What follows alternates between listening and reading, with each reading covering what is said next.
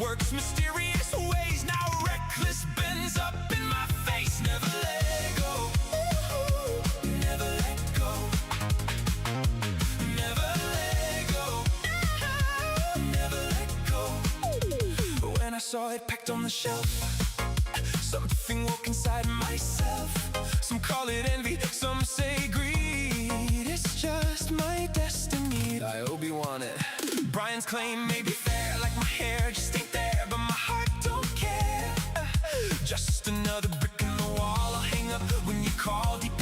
felt the pull, I saw the Death Star's hull. Maybe Dad was never there, life was just unfair. Maybe that's why every time I see a box from '79, I shiver and shake. It's no rookie mistake. Call me fat, call me trad, but I'm just dealing with my distant dad. Never let go, never let go. The galaxy keeps on calling me. Don't make me sad, Chewbacca free. These molded plastic bricks, my only chance to be on Netflix. You say you know what you know, and you saw what you saw, but don't you know possessions 9/10 of the law. The prophet spoke of kingdoms high and planets waiting in the sky, but what good is a heavenly sphere if Cloud City isn't here? Would have gotten away with it too, if not for Shaggy from Scooby-Doo and those meddling kids with a million vids. Never let go, never let go, never let go, never let go. Fate may be a deep sail, but I know my flock won't let me fail. Calling heroin into the rescue, my college friends come to arrest you. Never let go. Some people seek salvation, some people seek control. I just want your TIE fighters to lift my empty soul. I never had much growing up, Dad was always gone, so when I saw your interceptor, it felt like my Eldorado. Some $100,000 worth of Star Wars brick by brick. Some people saw a crime scene, for me it's one cool trick. Thought I'd evade detection, thought nobody would know, but somehow every camera angle is fit for HBO. Never let go, never let go. Reckless Ben keeps calling me, guess I'll swat his Airbnb.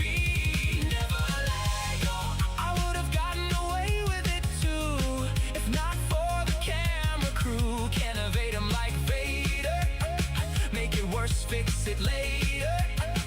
Earning every single hater, including my creator. Never let go, never let go.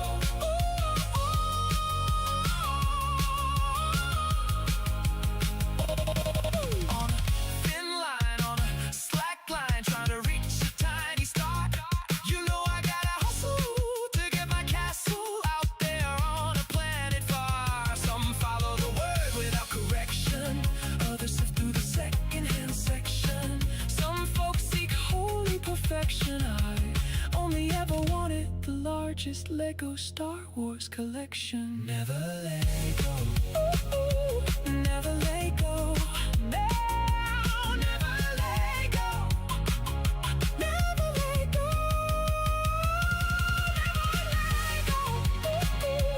never let go,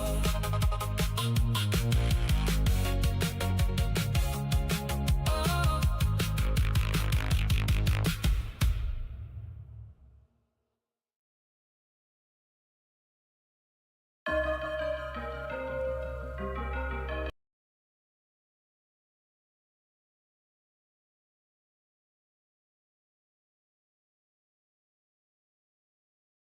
Hello. Welcome in, chat. Sorry for the delay. I was trying to do something. Hang on, I need to set up something. I think I need to do this to make this work, because I don't know if it just works off. So let me go to this. All right, that should work since I'm in. I probably need to make this one I need to probably make a private one. I mean, it is private, but I got one other homie in here and I don't need a jump scare. All right, so that should make this thing work. All right. Welcome in, everybody. Let's get on in here. Let's go. All right, let's put on the new shoes. Welcome in, everybody. Welcome in. Thank God it's finally Friday. It is finally here, and I'm loving this new model, dude. I can't believe it. Man, this is awesome. This is awesome. All right, all right. Without further ado, let's see. Hey, how's it going? How's it going? Shoot. Your name is in Russian. Unfortunately, I can't speak Russian, so I can't say your name. But thank you for coming through. Thank you. Shout out to Ben Bayer. Bayer. Yeah, I need to pronounce because I want to say Ben Bear so bad. So Ben Bayer. Orpheus Deadfall, welcome back from hiding. Let's see, Elucidator, thank you for the lurk. Thank you for the lurk. And my Russian homie. Let's go, let's go, let's go. All right. Let's go ahead and bring up to what we're gonna be reacting to. And we're just gonna yap. And how's everybody Friday? How's everybody Friday going so far? Either how's it starting off or how is it? Right. Let's rearrange this. Let's put this. So we're gonna have a couple of reacts. I'm trying to rearrange. Okay, here we go. Here's the thing to rearrange.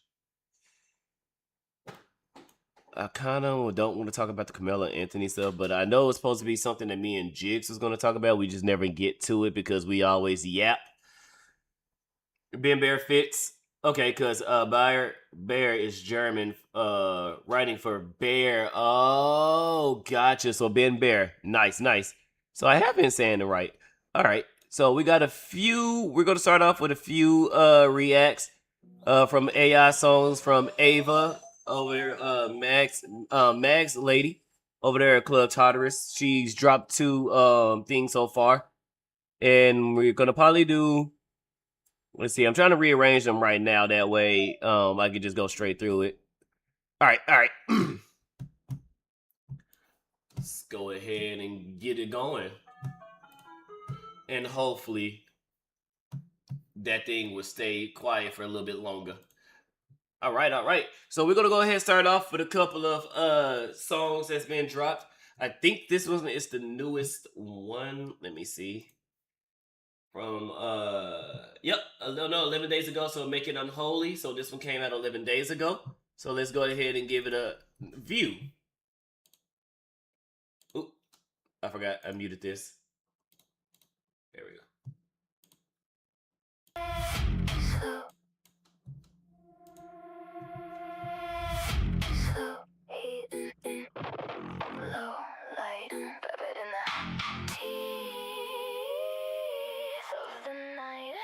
I wish my desk was that big so I could have 3 monitors.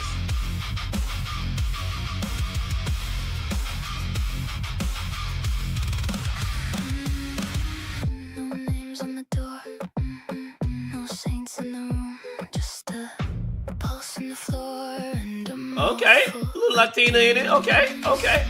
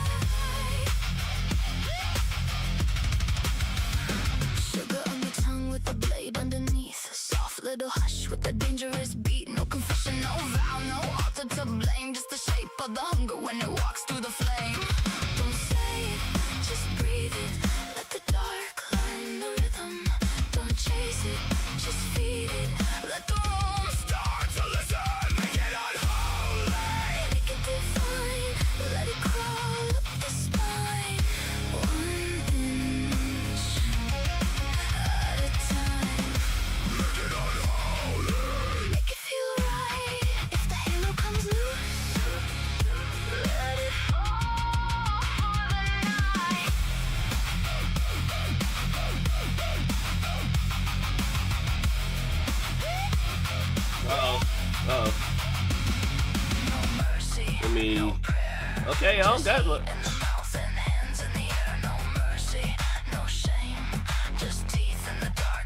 Why are we crapping the bed now? Make it drop, make it shake, make the floor give out. Make the silence break, make it crawl, make it bite. Hang on. Why are we crapping the bed now? Why is it blurry? Yeah, I gotta stop BSing and talk to DJ on my computer. I don't know why, especially when I don't have too much things running, that my system is crapping the bed. I don't know what's going on with that. But hey, what up, Nature 85? How's it going on the kick side? What's up? What's up? What's up? And yeah, now it's doing that. That's crazy because it was doing good. I don't know why it just all of a sudden crapped the bed.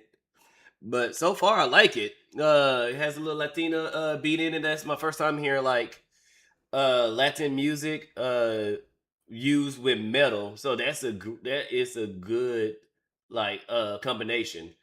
And so far, while I'm waiting on this to load, I like the difference in the video where the video is actually right here in the monitor. I was like, oh god, don't make. I hope and pray I don't have to shrink myself. So I like it so far. I like that it's the music videos right here. It's like she's working on the song.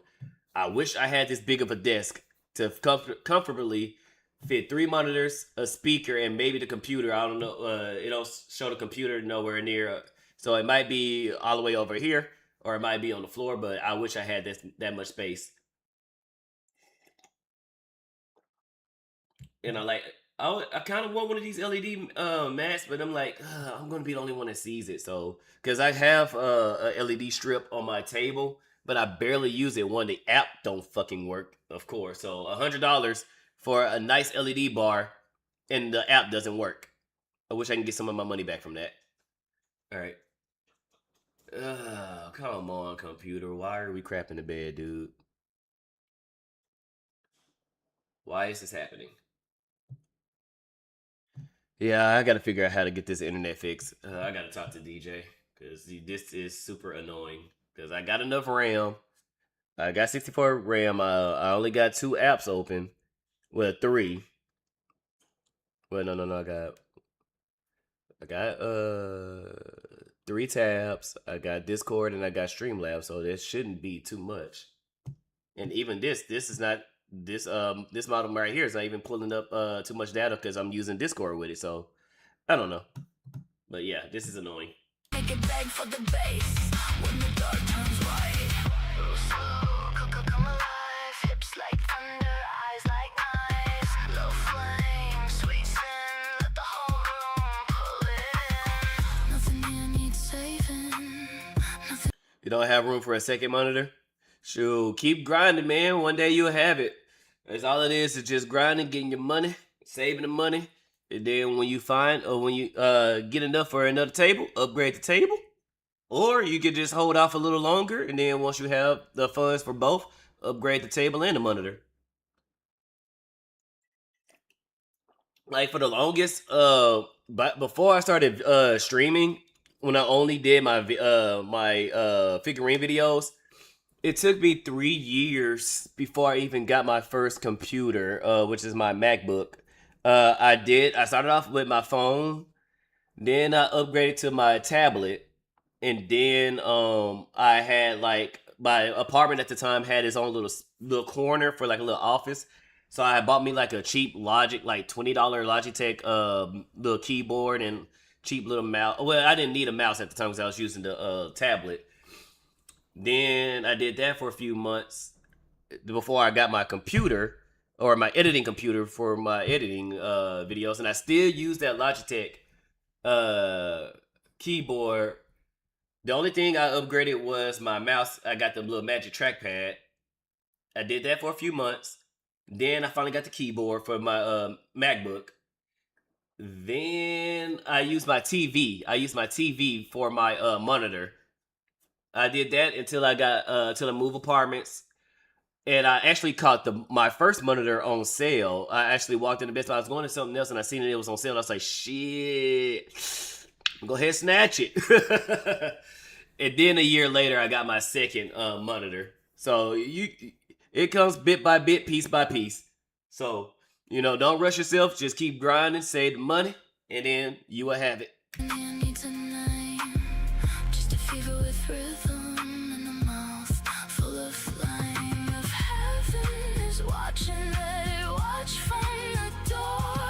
We've been good too long, we can't behave anymore. Make it unholy, make it divine, let it crawl the spine. 1 inch at a time. Make it unholy, make it feel right. If the halo comes loose, let it fall for the night. Make it drop, make it shake, make the floor give out, make the silence break, make it crawl, make it. Okay, let's give it some more time. Which I don't know why my computer is doing this. It's only 2 years old. And then taking it to Best Buy really didn't help because the only thing they did was just, you just need to upgrade your drivers. That's all. And it only worked for like maybe a few days, and then that was it. So yeah, I think it's I don't know if it's a CPU thing or if it's I don't know. I don't know computers, so I'm gonna go again and like I said, I'm gonna call DJ because I did start BS and actually call him and swap. I think if anything, probably need to swap out my my Ethernet cable. I thought I needed a 100 foot one. It turns out I probably just need a 50 foot. That might be it. And I don't think I need a Cat 8 because it's not really gonna make a difference for as far as like I'm not really like connected to like a server or anything like that. It's just regular internet. So a Cat 8 really ain't gonna make a difference. So I think I probably just need to get a smaller cable or a shorter, not a smaller, a shorter cable. Start off with that and then see what the hell is up with my actual computer itself. So Make it back for the bass when the dark turns white. Slow heat, low light, love it in the teeth of the night. the funny thing is, in 2005, I worked with 2 monitors. Then everyone looked at me weird. But 2005, that's before really PC became like a huge thing. So for you to have like 2 monitors, it was like, damn, this dude. Like you probably thought that's the gamer dude. Like, oh, this dude's just gaming. Like, you don't know, like people actually use 2 monitors for like work or something like that. So back in them days, ooh, 2005, Jesus. I think I was in middle school at that time.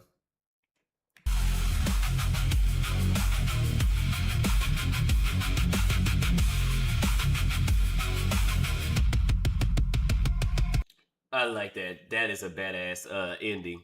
That is a badass ending. So that was a great song. Like I said, I like the setup. I like how different this is. This is the actual video is right here, but the video that we're looking at is like the production side to make this. So this is like her going over the video before she posts it.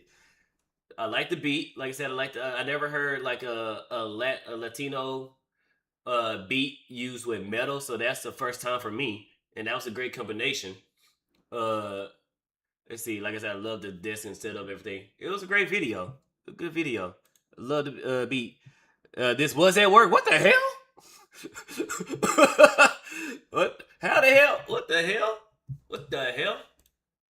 Let's see. React.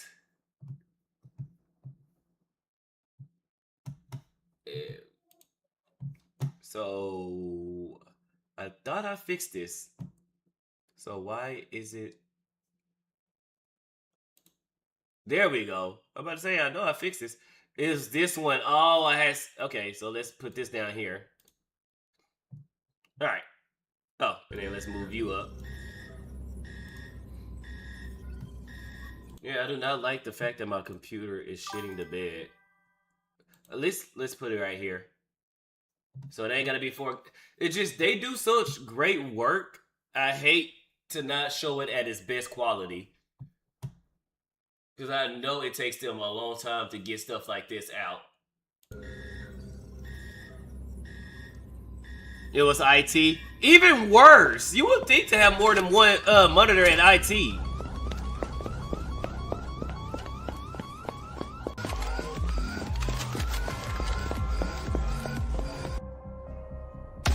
Oh, damn. Straight Hitman style.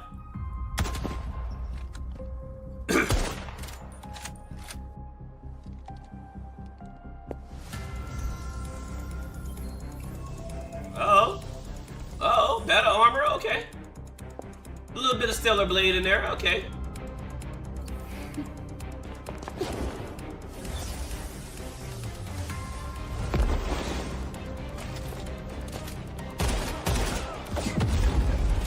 Straight hit fire. See, I hate this. I hate this. Why is my computer shit in the bed, bro? This is quite annoying. I can't have a proper stream without. Damn, I don't want to reduce it to 720. But I can't have it pausing all the damn time, dude. Like, this is weird. Like, I don't know why this computer is the only one that's like crap right now. Like, my editing computer, I might, when it comes to what I might do, since I'm not doing much on my Friday streams, I'm just reacting, I might download everything to my editing computer and stream from there, because this is really annoying to where I have to pause a lot and do all this just to do a simple Yap stream.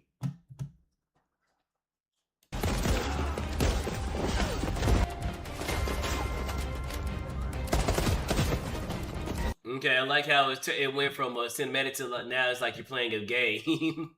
I see what they did there.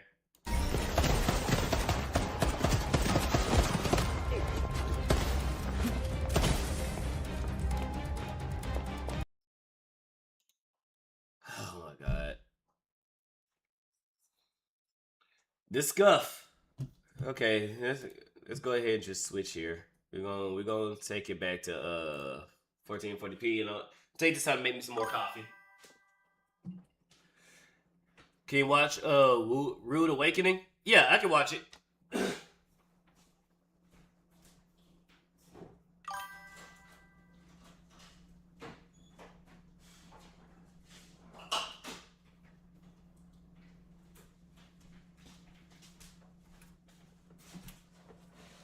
Battle of Club Tartarus and the new third-person shooting. Yeah, I like it. It's a good video.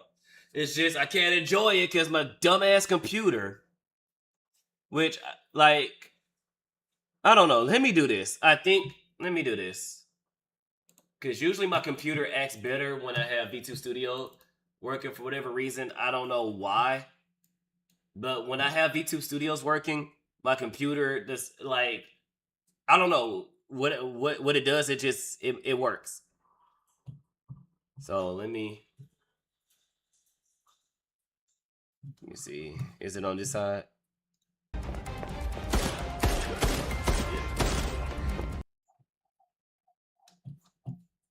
All right. Oh, come on. All these. Yes. Now go, bruh. Go away.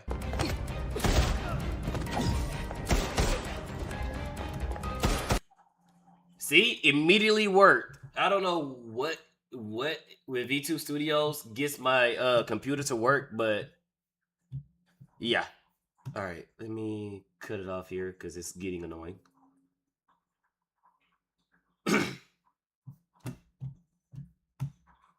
It's working a little bit better. So let's do this. Let's start it over. Really?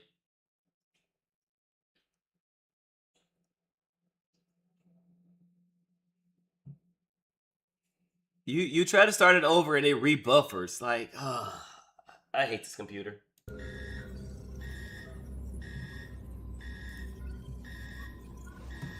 Yeah, what I might do, I'm gonna go ahead and just start using my editing computer because this is super annoying, dude. So on my Friday streams, I'm gonna or anytime I'm just yapping, I'm gonna use this. Why are you watching a AI animated short? Because my people made this with AI, and I'm supporting them.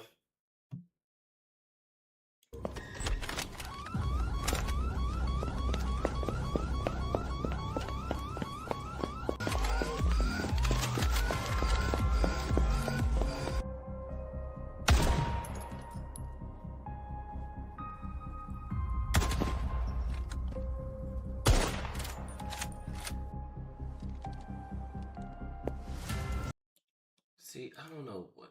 This is annoying.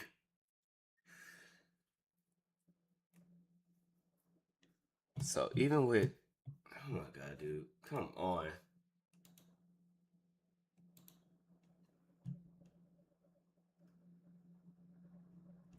So not, even V2 Studio's not working. I don't know what's going on, dude.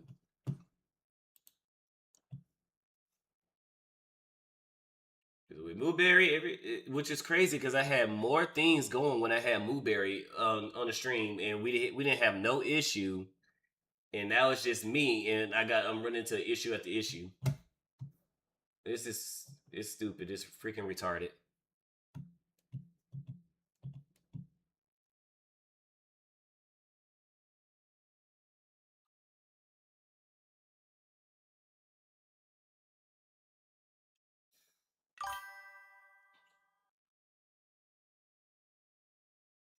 Making AI in the Big 26. Well, if you feel that way, I mean, you can either stay and watch, or you can dip on out and come to a next stream. But so far, I'm going to be watching 2 more videos with AI.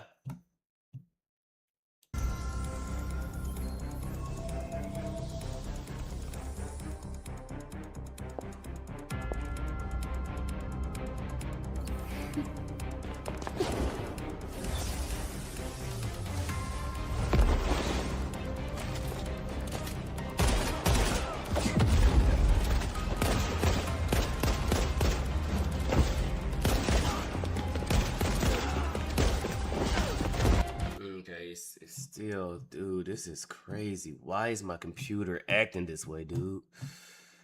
Let me kill Kick. And let me do this. Let me switch to this.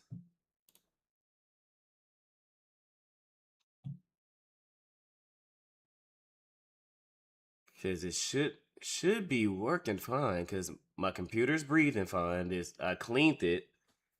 So it shouldn't be too dusty, anything like that. Everything should be breathing. I don't know why it's not acting right. Because with Blueberry, everything was perfect.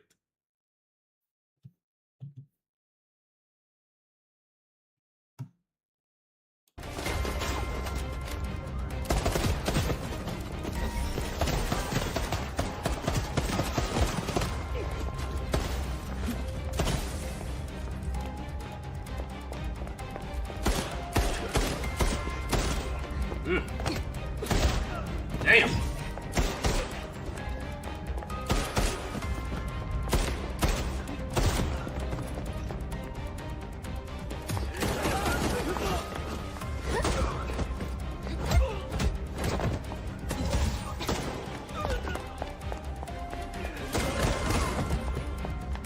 Dang, freaking Ava's a one-woman army.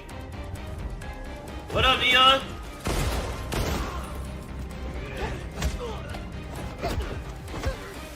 Oh, I still gotta reach out to you. I still gotta reach out to you about our collab and stuff like that. So thank you for popping by. I gotta get a date with you.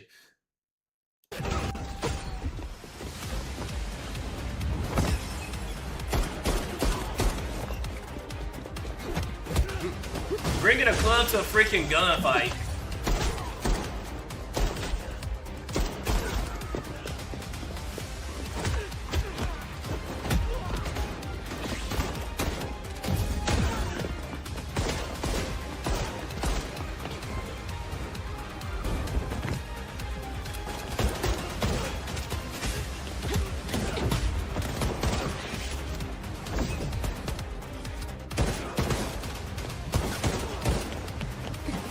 I can totally see this being the game.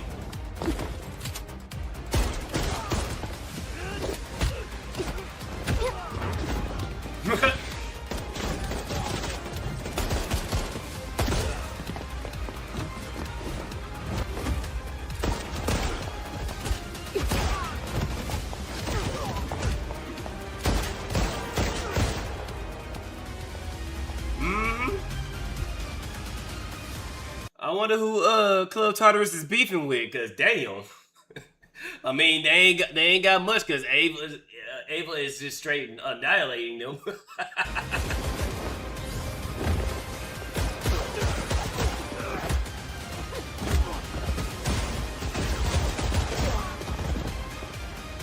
If this is the wife, I hate to see what the husband does. God damn.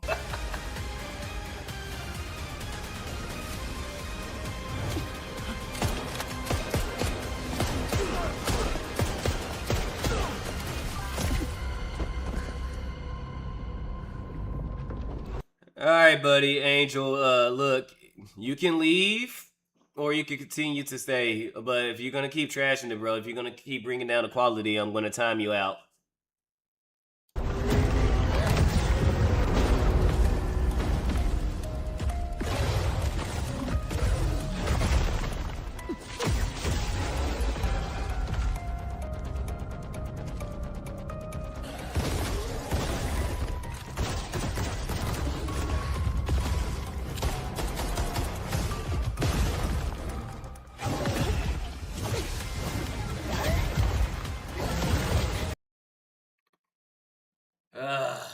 Hate this computer.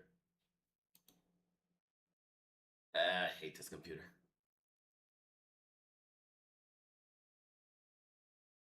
Because everywhere else it acts fine, and then on these videos it just want to crap the bed. Especially getting to the good part. Then I don't want to back up because I don't want to reset it.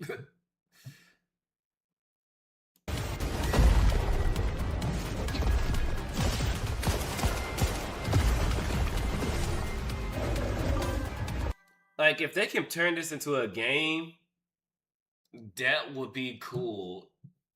So, probably need to reach out to Club Tartarus and be like, yo, y'all gotta find a way to make this into an actual game, dude. I think they can make actual money. Like, a little bit of Stellar Blade into it. Comeback style. Not as difficult as Stellar Blade, but it's up there. It's like it's a little challenging. Try the next video. All right. Hang on. We still got a little bit.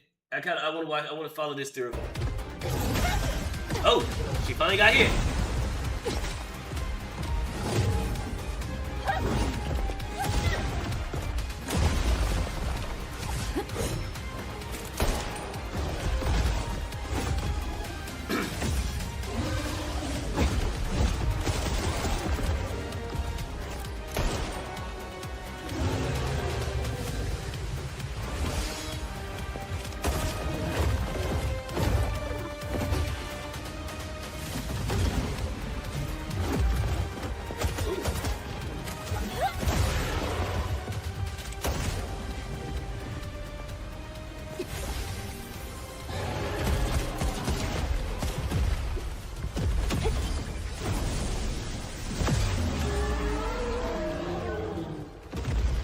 Damn.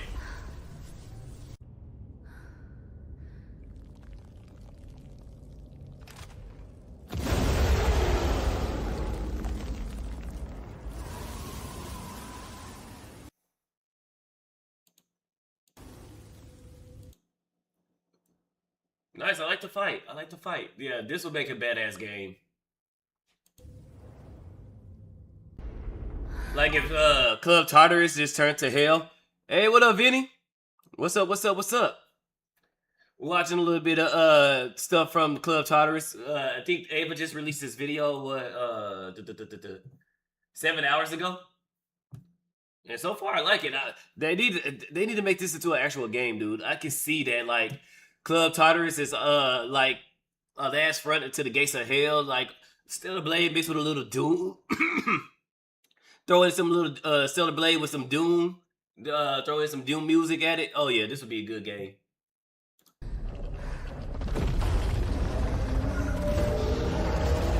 Oh damn.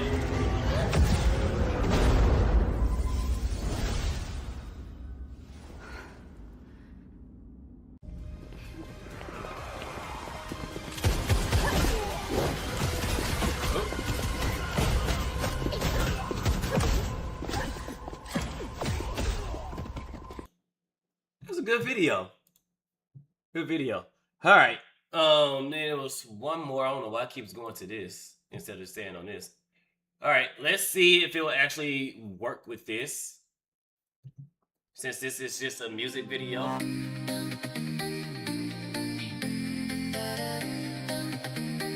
Okay.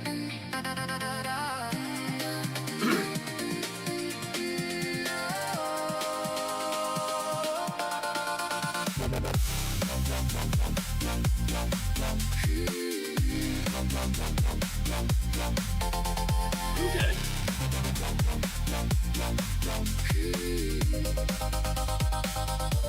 The waves rolled back from the waiting shore, like it couldn't hold the weight no more. Old lies rose up from the buried sand and broke apart in an open hand. Was that Lord Intellectual? The max looked a little different.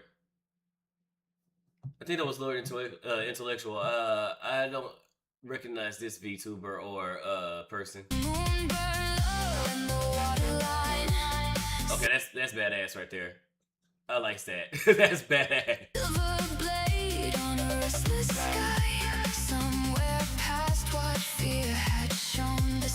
I think that's Dot. The arms give it away. Nothing breaks the dark in a day. First the fracture, the hairline. When one voice cuts through the gray, the rest rise up in clay. There's a changing tide coming into the night, drawing all fear out of sight. No more bowed heads, no more silent hearts. We are the spark, we're the breaking star. We're the way, we're the flame, we're the ones who remember our name. Through the storm, through the fight, there's a changing tide.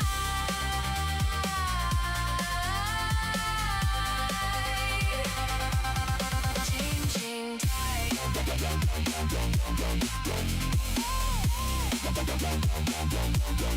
Changing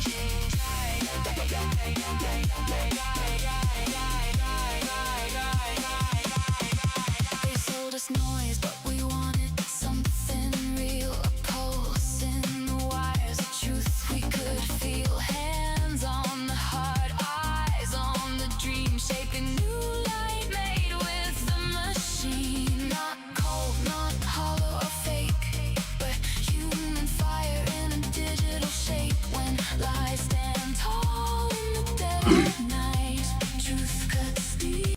All right, that's your first warning, Angel. Like I said, if you don't like what we're doing, you can leave and come back until when I start watching the videos.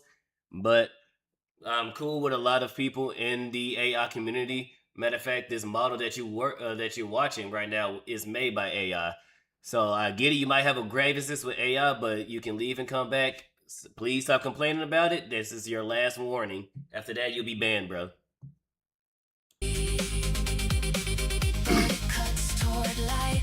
Hope don't have to roar like thunder. Sometimes it whispers past the line. When the whole sky splits asunder, it's gonna blow your mind. Now the tide is turning back, rolling gold across the sand. Every dream they buried black is rising to stand. No arcade can hold the I like this. morning. No cold chain can stop the sun. Okay, I like this. From the streets down to the shoreline, something new has just begun. Damn. How do y'all get this stuff? Oh my god. Because I try to get ChatGPT to do some stuff like this, and sometimes it's hard as hell, or I just don't see it. I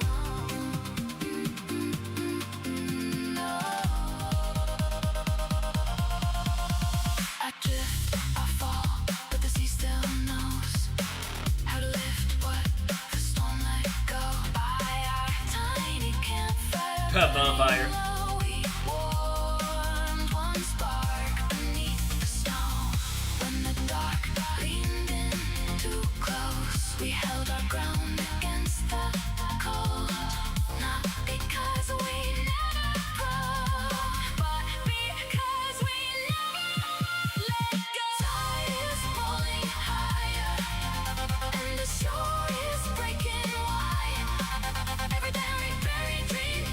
I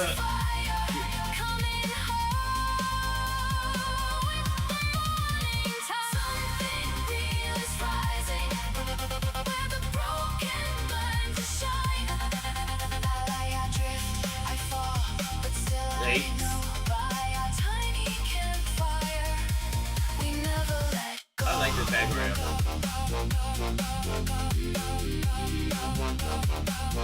More of a Skybrow dude.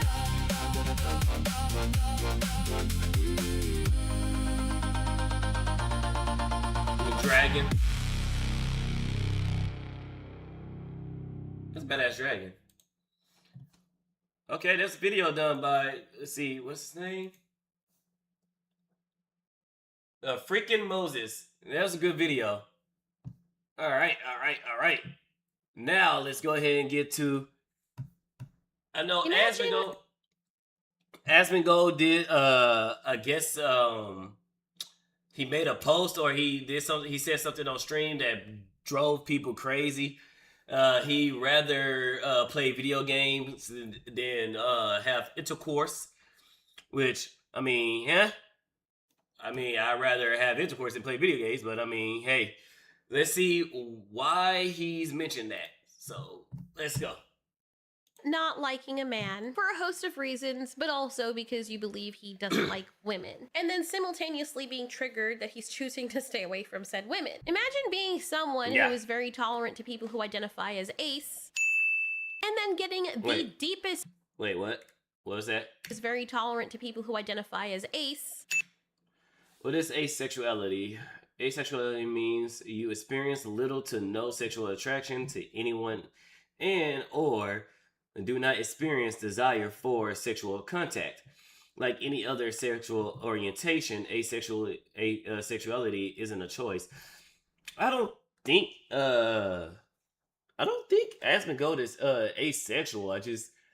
I think he just, like I said, he prefers the gaming console over women. I think if Asmongold was to find a lady that that he's dating and stuff like that, I bet you he preferred to, be with her more than video games. Unfortunately for him, or unfortunately, he isn't with a lady, so he prefers PlayStation. And then getting the deepest marry in a trench of wedgies so far up inside you because someone exercises that lifestyle. Just a man date 11 watch about women or bond the foul on bad faith ones? Yeah, I mean, I'm definitely not the, even if I could, I wouldn't be trying to hook up with different girls every single week. I just feel like doing that is, it's like, I'm more interested in video games than sex, if you want me to be honest. I just am. This is the kind of man that people who hate him would rather him... Yeah, what's wrong with that? What's wrong with that?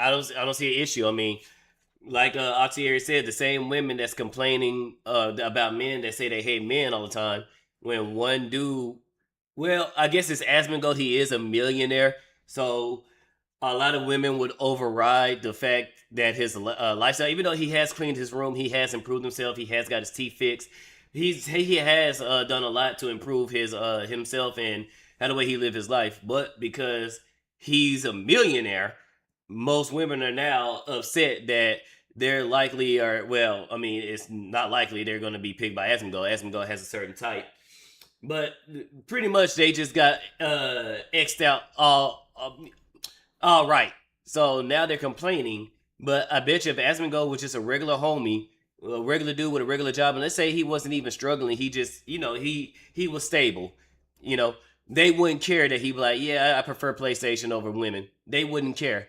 They'll just call him an incel and just move on. But because he's a millionaire, because he has a lot of resources, they're mad. They're big mad. Not breed or have anything to do with women. But then he gives them what they want, and they're still mad. Why? That's how you know someone's insane. When they ask for apples and you give them apples, and then they say they want oranges, and then you give them oranges, and then they ask you why you're racist. There's no pleasing people like this because clearly they're mentally unsound and not in the good way. Yeah. I'm sorry. I'm sorry that Obama thing always gets me. Oh, Lord. that funny. It just freaking kills me every time. And so, like, I mean, girls are nice, sure. So yeah, yeah. As I was And saying, then let's not forget, the females Asmongold has dated were baddies. So it's not like he's talking about your average plain Jane and stuff like that. Asmongold has had baddies. Even Kirsha. A lot of people say Kirsha in real life is super cute. She wants Asmon. A lot Bao, Smug. Well, I don't know about Smug. At one point Smug did, but I think when she saw the house reveal, it kind of changed her mind. But a lot of females, a lot of hot females want them some Asmongold. So it's not like he's getting the typical plain Jane or, not attractive women. He pulls baddies. no pleasing people like this. It doesn't matter what you do. You see, there's just mentally ill people, and then there's Jason Voorhees and Michael Myers. No, not the Austin Powers guy. Yeah. The other guy that shanks people when he chases them at the speed of reverse and is still able to somehow catch up to them.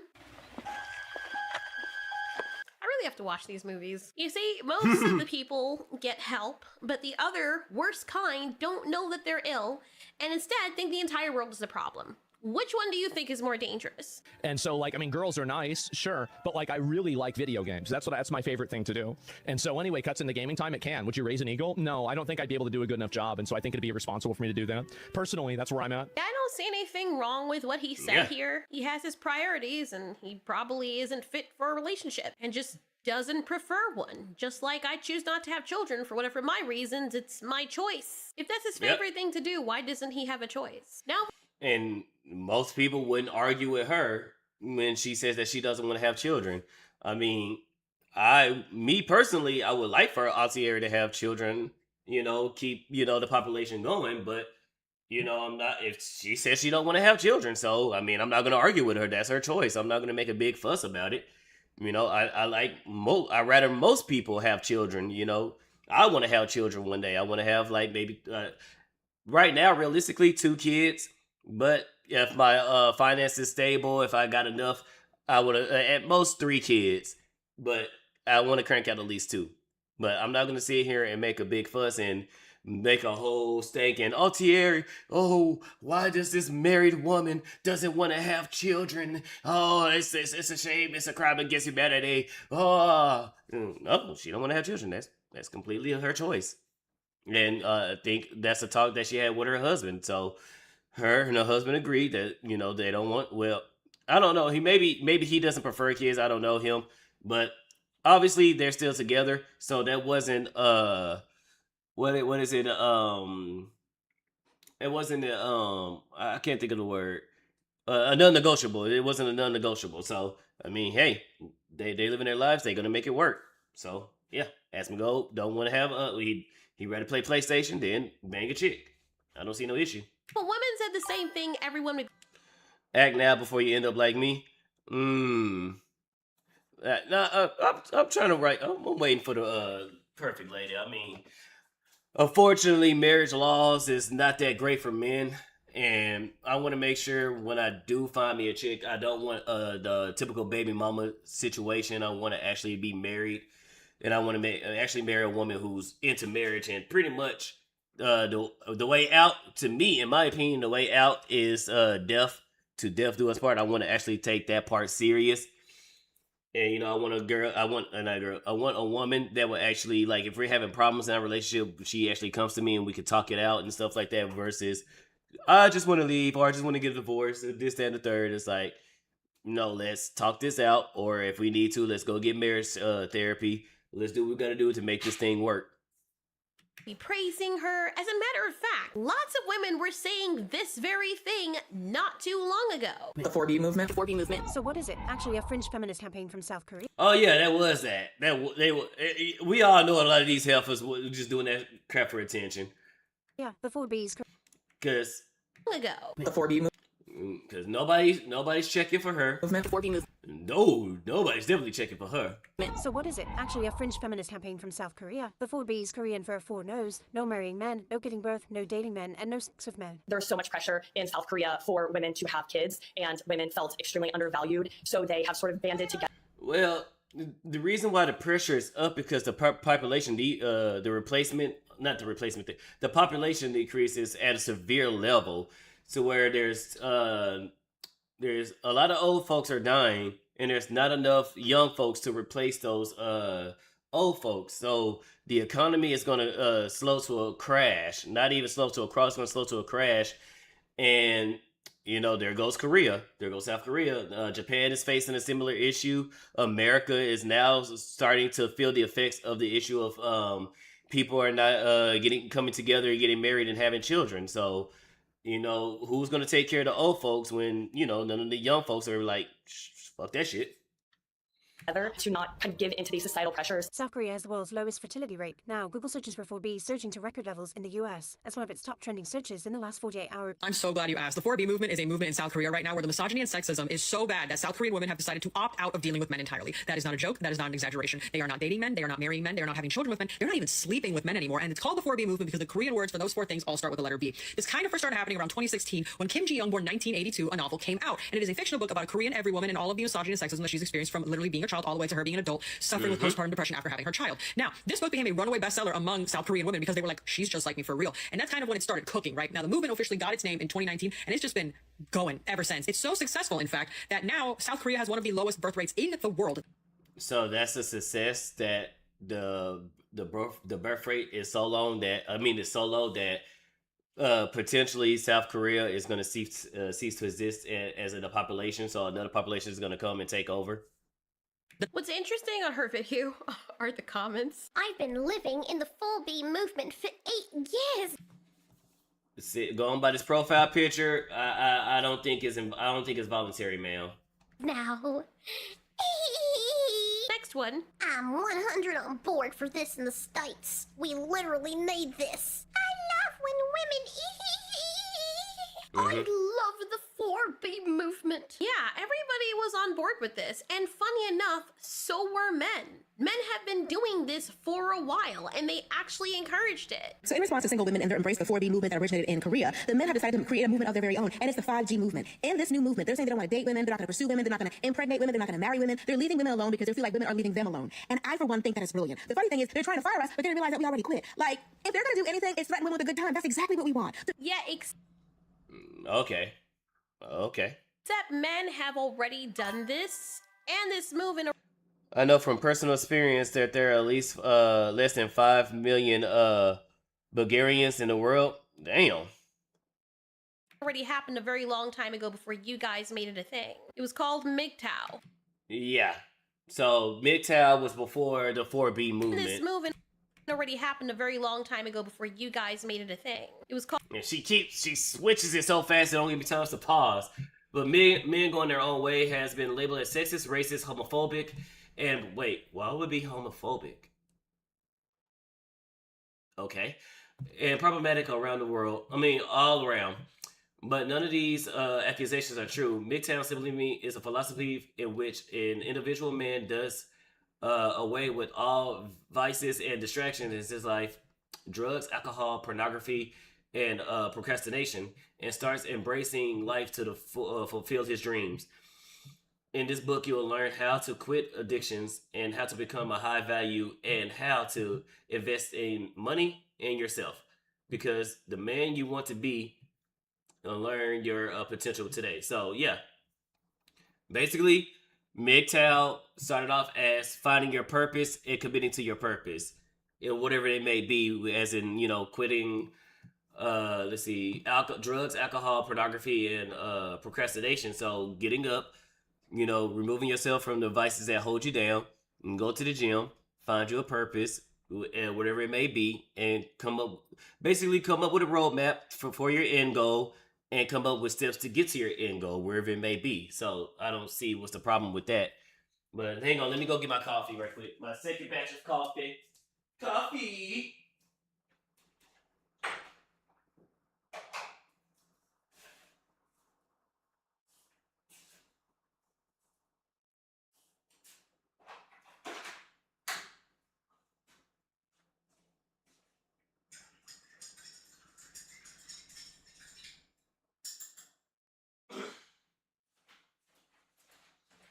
Alright, might give me a Might give me a third cup. Called MGTOW. MGTOW is an acronym for Men Going Their Own Way. It was an online, male-centric movement and philosophy that advocated for male separatism, self-reliance, and complete avoidance of marriage and long-term romantic relationships with women. And there was a huge sect of men that followed the movement that just avoided women altogether and decided to live single and in peace. Then later it turned into Red Pill, and then later you called them incels for it. Remember Kevin? I think Red Pill did the same thing that feminism did. It started off as something good, you know, for women, but then radicals came in, or women that just straight up hate their husbands or boyfriends or whatever, it came in and it turned into something else. Like I tell people, I am an original feminist. I think women should be seen as human rather than property or some type of like ownership or something like that. No, women are their own individual person, and they should be allowed to do whatever they want to do. Whether if they want to be a housewife, if they want to be the trad wife, by all means do so. If they want to be a boss babe, by all means do so. If they want to be a little bit of both, by all means do so. They should have the ability to do what they want and not be judged for it. I'm not gonna sit here and say, oh yeah, you know, women should do whatever they want. Okay, I want to be a housewife. You shouldn't be a housewife. That's exactly what feminism had turned into. It said women should have the choice to choose what they want, and then when women choose what they want that doesn't align with feminism or feminists, then they other them in a sense. Oh, you don't want to be you want to be a slave to a man?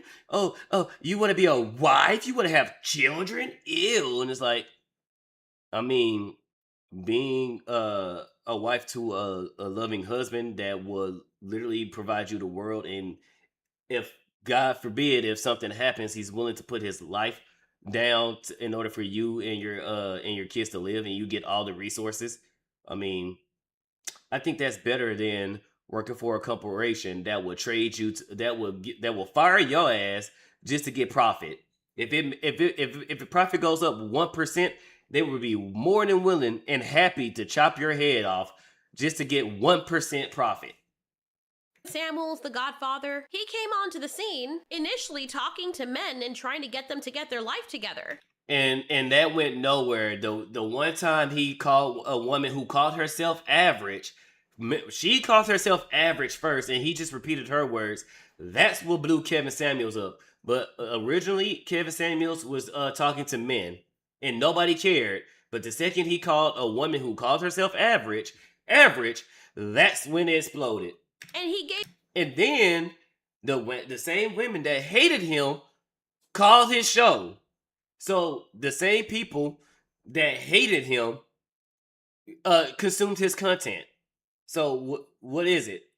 Give them the same smoke that he gave the women, telling them, look, dude, you're doing all the wrong stuff. Look at how you look. Stay in your lane. Go for women who are on your level. Blah, blah, blah.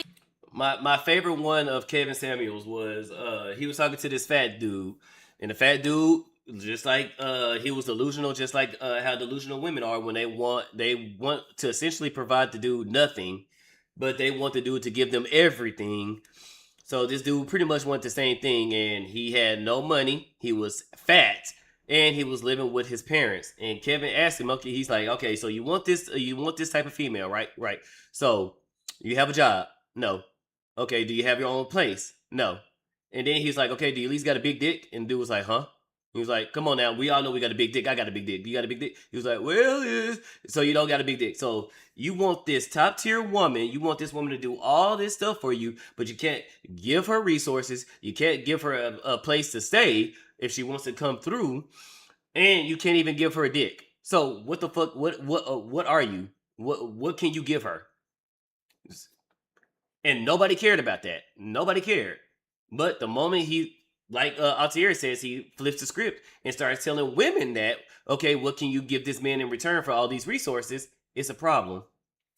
Fix your hair, you look like a bum. He was just as brutal to them. But what I noticed from those old videos is that the men never clapped back at him when he told them the truth. They said thank you, and they listened to him and humbled themselves and took his advice, Or didn't. He got really popular, even though he was already on the scene a long time ago, because he started doing the same thing for women, and they got super offended when he told them the truth. And he was also popular because there were already a lot of men that were deep in the MGTOW space. This has been a thing. Exactly what we want. To be able to go out to a club or a bar or a lounge and not have to cover your drink. To be able to go to your car at night confidently because you don't have to worry about men bothering you there. To go to the gas station and pump your gas without being bothered. To be able to go. Wait till she finds out women can be criminals too and also Yep. rob people. So yeah, Yep. this has been a thing, especially when men realize that simply saying hello to a woman could land them in jail. Not saying men are completely innocent here. I know that because we do have a lot of crazy men out there. Yep. But let's be honest, when it comes to dating, now with social media, women can just go up and show a picture of the back of her neck and their ankles, and then people would go rabid, which, yeah, that's still a problem with men giving them that much power and validation. So the men do have some responsibility for that, for making the very monster that's now chomping down on your asshole. But then you have the women out there that will pose for these pictures and then call the men creeps when they're taking their money and capital. No, worst of oh yeah, okay. I think I paused too early because I was about to say the worst offender is gyms, but I think she's going into the OnlyFans things where these women would jump on OnlyFans or Fansly or do some type of sex act or sex work. I'm doing air quotes, sex work, but then hate the audience that they that pays their bills. It's like, okay, what do you want? Do you want to live a respectable lifestyle where you earn your money through, you know, actually putting in work, or do you want to do this this sex work thing and make your money through that way? Which one? You can't sit here and essentially slut your way to the top, but then hate the audience that's paying your bills. Over said creepiness. As a matter of fact, Tinder and the host of these other platforms where men pay to see women, which is pretty stupid because, again, it's free. It's free. What? Oh, yeah. Why pay for OnlyFans when you can get the shit for free? Why pay for Tinder when you can literally go outside? Like, no. If you're paying, you're losing. Are part of the reasons why men are staying away from women, at least physically. Because it's so much easier. There's total consent on these platforms because women are just showing it because they want to. No risk of going to jail, no risk of opening your eyes one what game morning is she and playing? a woman pointing at you because you just happen to be standing in your line of sight at the moment you. Did you know there's a spiritual retreat and cleansing in Brazil? Jungle where you where your body count and OnlyFans is erased in the spiritual. And there's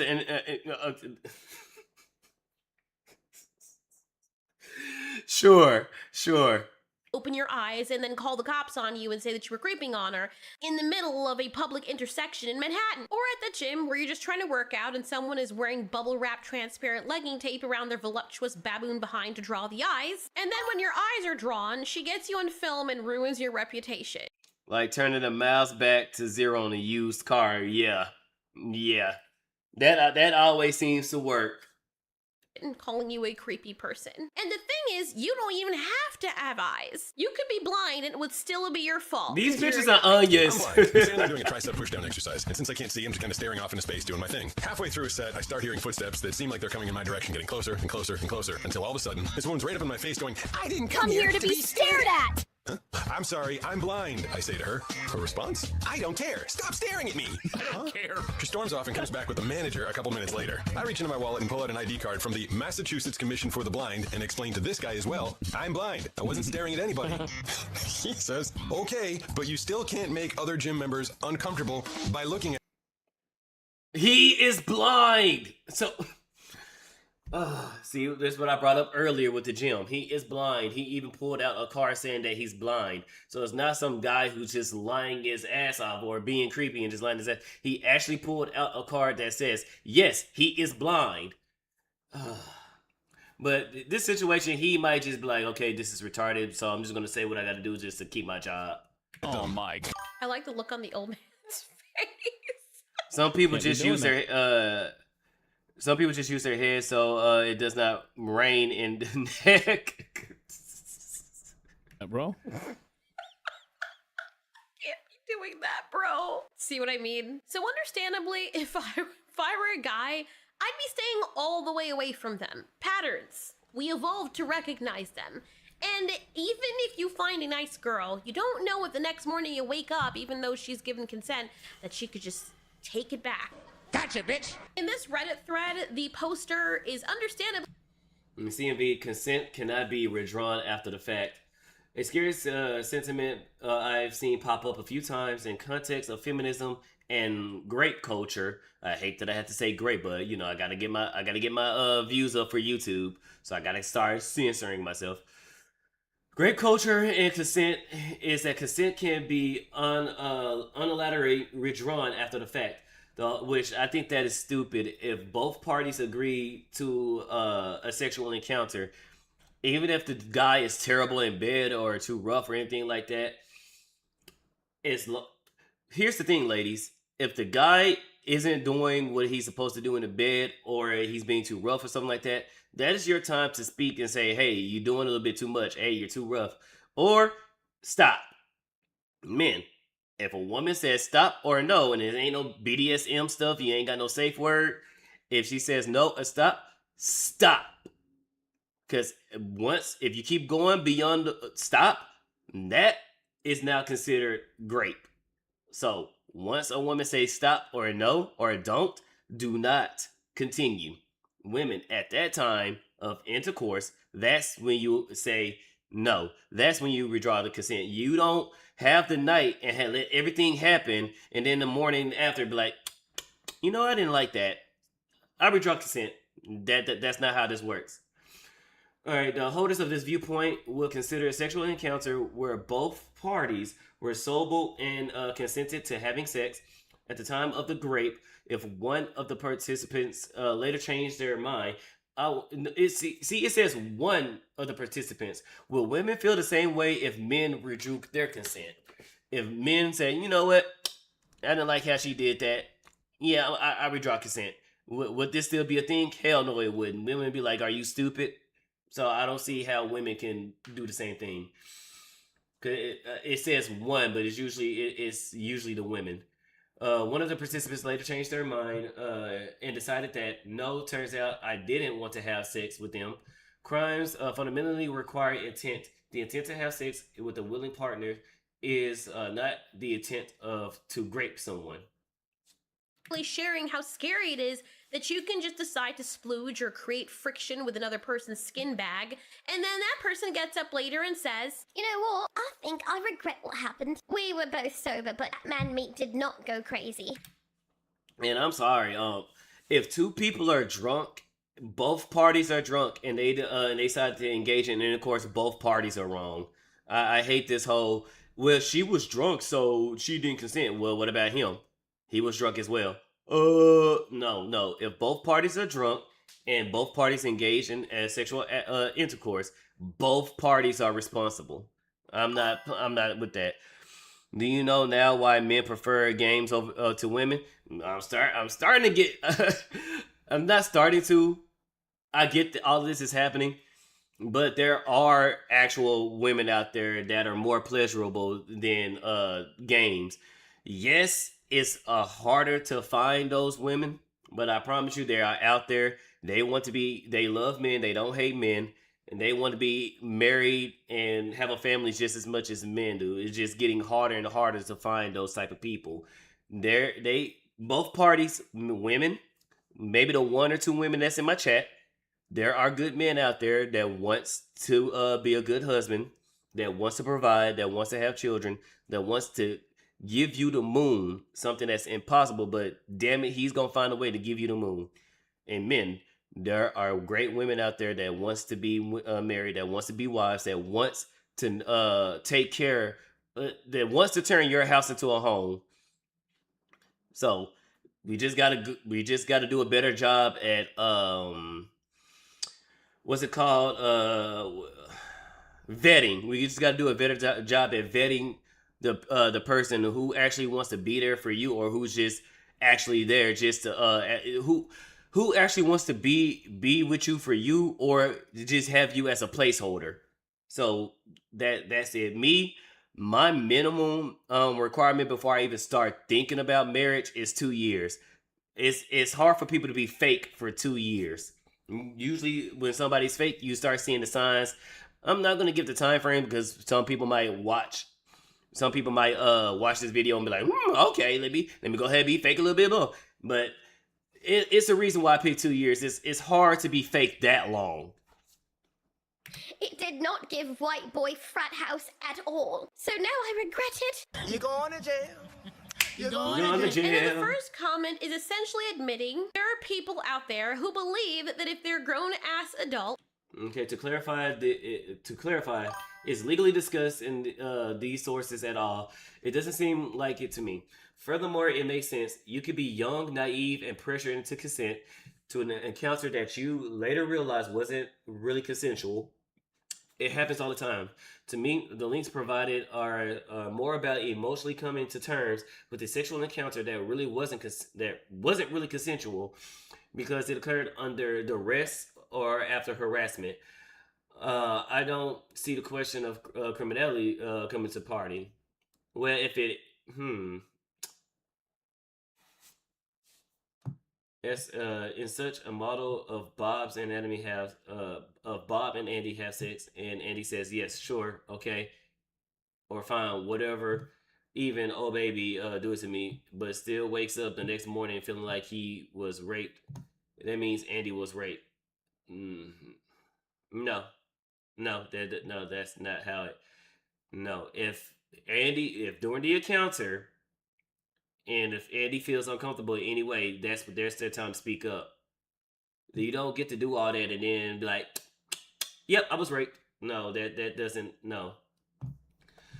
Duress and harassment. What? Okay, so I need more context to this.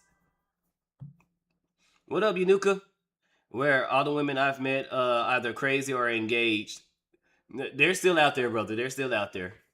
I know. It's like it's looking for a hay in a needle stack, or it's looking for a hay in a needle stack. But the hay is still out there, brother. I know it's harder, but the hay is still out there. But trust and believe. And they consent to bucking and grinding with someone, and the next morning they're not okay with it because they've now processed it, fully cooked and whatnot. It all of a sudden makes that essay, which is grounds for prosecution and all that. How does that make sense? These people want to be treated like adults, but when it comes to taking accountability for their own actions they consented to, all of a sudden they want to pretend that they're little children and we didn't know what we're doing. And herein lies the issue of why many men are deciding to just throw away the whole idea of women altogether. Consent, it needs to be. Don't they say, hey, needle? No, in a haystack. Yeah, no, the old saying is needle in a haystack. But since this current environment of dating where both parties are out to get each other, is now trying to find hay in a needle stack. So basically, you got to go through all these needles just to find the one hay. So that's what I meant by that. The original term is a needle in a haystack, but now, since the current the dating environment is now trying to find hay in a needle stack. Freely given and reversible. I was okay with this yesterday or a couple weeks ago, and now I've decided that I'm not okay with it. Or I said yes to sin, we're about to do it, and then all of a sudden I'm like, this isn't right, something's not right. Or we're in the middle of doing. So, right there, at that time, when you feel that something is not right, that's when you say, hey, stop, I'm not liking this. And then you proceed to leave. If the dude keeps going, then that's when you claim rape. But you don't let the encounter happen the whole time and then wake up and say, you know what, I really don't like this, so yeah, rape. No. At the moment you start to feel discomfort, at the moment you start to regret or not liking it, that's when you say, hey, stop, I'm not liking this. And either you tell the person what you don't like about it, or you put on your clothes and you leave.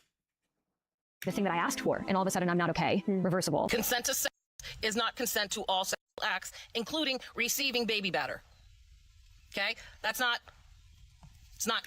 Okay, so that's a situation where you and your partner have that conversation. If it's a one night stand, I mean, then what do you expect when it's a one night stand? But if it's somebody that you're actually dating, if it's somebody that you actually trying to have a relationship with, that's a conversation that both parties need to have. That's something y'all need to sit down and talk about before you engage in sexual activity. You don't just bone, and then when something happens, or let's say that does happen. Let's say y'all bone and the batter pops out, and either you become a toaster strudel or a I forgot the or a Twinkie. You become a toaster strudel or a Twinkie. At that moment, the next time, before y'all have another sexual encounter, to say, hey, by the way, I really don't like, when you turn me into either a Twinkie or a toaster strudel.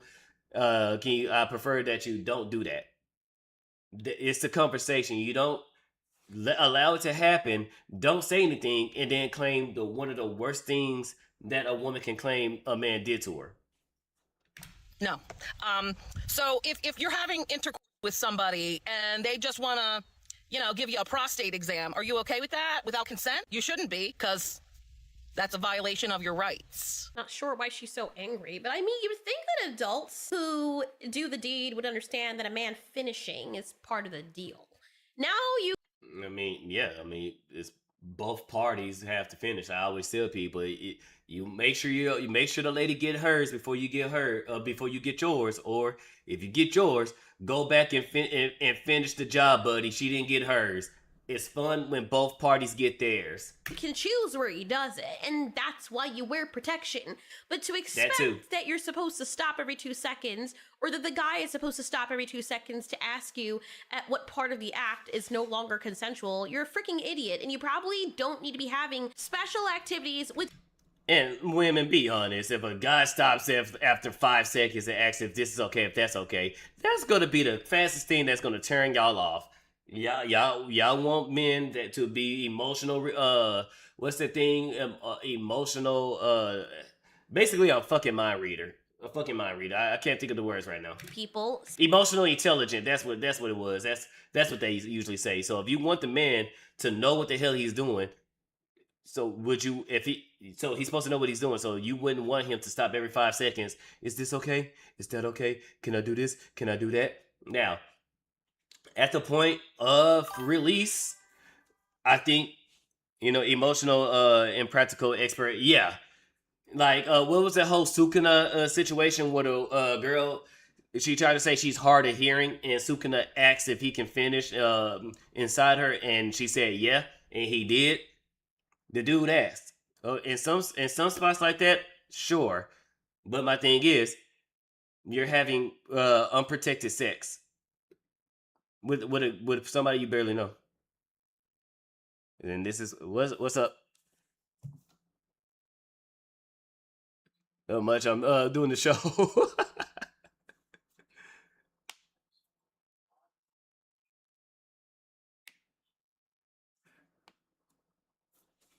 Mm-hmm. Yeah. But yeah, I'm doing the yapping chat.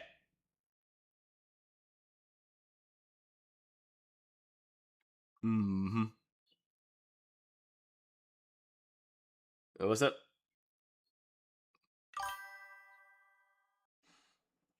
All right, man, but yeah, but emotionally, let's see. That I don't get. Why so many just fudge it to protection and goo barbecue bone, but go bare bone. I don't know. Like, if I don't know you, I'm wearing protection. And I'm like I said, I'm the type of guy that even if I do have a protection, I still pull out. I ain't risking nothing. I ain't risking no.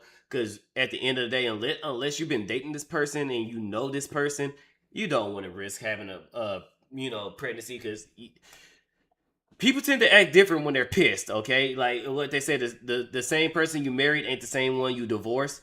So that's why you have to make sure everything's on point. Like, I don't know you. I don't know. You might be somebody who have a disease, and I'm sticking it. Nope. We ain't doing that. since apparently you're a child. Because most functional grown-ups understand what comes with the activity. Yes, you can say what things you're okay with and what you're not okay with, but I never in all my life expected that having a man blow his top was something that required consent, like while we're doing it. That's like someone giving you a cup of water and you taking it because you asked for it, because you're thirsty, and then getting upset that you have to drink it or it, like, you know, has water. If you're homeless, just buy a house. I love if you're dead, just respond. the internet. It's freaking crazy. Men are like toothpaste tubes. You know, the paste kind of comes with the tube. Ew. And you can choose to squeeze it into a rubber tube or receive it into your tube, but that's kind of the point. The happy ending, if you know what I mean. But I have a feeling that the people that are in this group that hate the biology of scoozing are probably the ones who can't get it themselves. And so they project and tell other people that choose not to have it that they somehow can't get it. It can if you lied about it. Who are you in order to get sex? What? You can't revoke consent after a consensual intercourse. It can if you lied about who you are in order to get sex. Oh, she's one of those girls that, oh, if you tell me that you're a millionaire, if you got money and I have sex with you because, okay, so yeah, people lie. That's why you have to vet. Just like how you wasn't gonna give it to, wait. I see something down here. All right, so if he had to lie to get the box and you wasn't gonna give it to him unless he was rich, I mean, both parties are selfish. I mean, either you gonna give it to him broke or not, or move on. What does that even mean? Oh, you can absolutely. I'm not even gonna say nothing on this guy. Absolutely. Girl, they, them, whatever it is. Revoke consent. Consent can be taken away at any given time. You guys could be in the middle of it and she can say no to you. Yes. During that time, she can say no and then you stop. You don't get to finish and then everything's all said and done. And then she's like, you know what? You raped me. No, that's not how this works. During it, yes. If she says, no, stop, I don't like this anymore, stop. I'm saying, men, stop. If a woman tells you to stop, or if she starts saying no, and it's not no BDSM stuff, stop. Fall back, abort mission. Consent is not just a one and done thing. Stop sounding like a rape. I'm gonna give that auntie the benefit of the doubt, and she's probably talking about subsequent interactions, but then does that mean that if you're in a relationship and you've been in a relationship for 5 years, that your boyfriend or husband coming up behind you Thank you for the bits, Chris, requires him to ask you for consent every time? What an awful way to live. Good morning, honey. Good morning. And this is why this is why before bedroom activity. Oh God.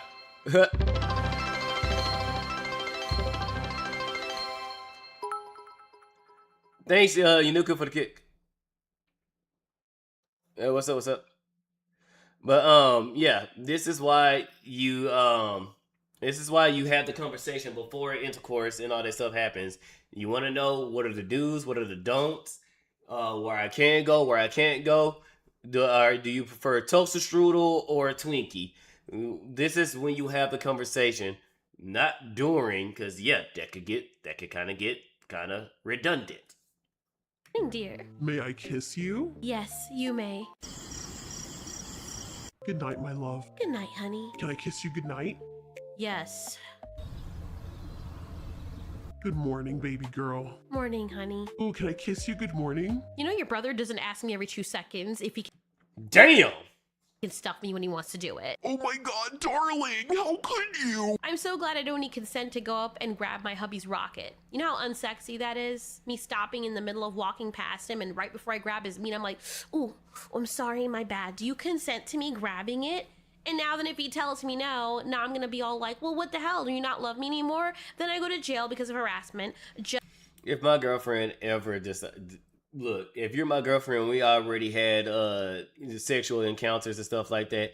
You can grab my meat at any moment. If you sit there and walk to me and ask me if you can grab my meat, I'm gonna say no just to piss you off. Asking him that question. Except that wouldn't happen to me because I'm a woman, so it's very highly unlikely. But if I were a man in the situation, Not only am I gonna say no, I'm gonna call you a pervert too. instant jail time. Remember when we were having sex and you asked if you could record it and I said yes? Yeah, how could I forget? That was really hot. Well, I've been thinking about it and I realized I don't feel comfortable anymore with the idea of you having that and maybe other people seeing it, and I was just wondering if you could delete it. Oh, well, yeah, of course. Really? No, not really. You're not mad at me? No, you're allowed to change your mind just because you said yes once when you were comfortable. Now, that is too complicated. That's why I prefer my PC. Yeah, that's fair. Well, it doesn't mean that yes lasts forever. Consent is an ongoing conversation that can change moment to moment depending how you're feeling. You're allowed to give it and take it away whenever. That is entirely your prerogative. I agree with the beginning part, but not this part, because they're trying to blend two things.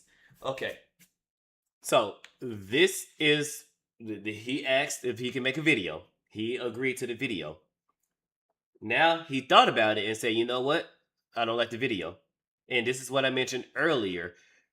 The dude can't just sit there and say, hey, I don't like the fact that you recorded the video. So you essentially have you have revenge porn of me and you rape me. That's not the conversation that they're having. This is something that has happened. And the dude is coming back and saying like, hey, this had happened. I don't like it. After thinking about it, I don't like it. I prefer not to do it again. And the guy's respecting the boundaries.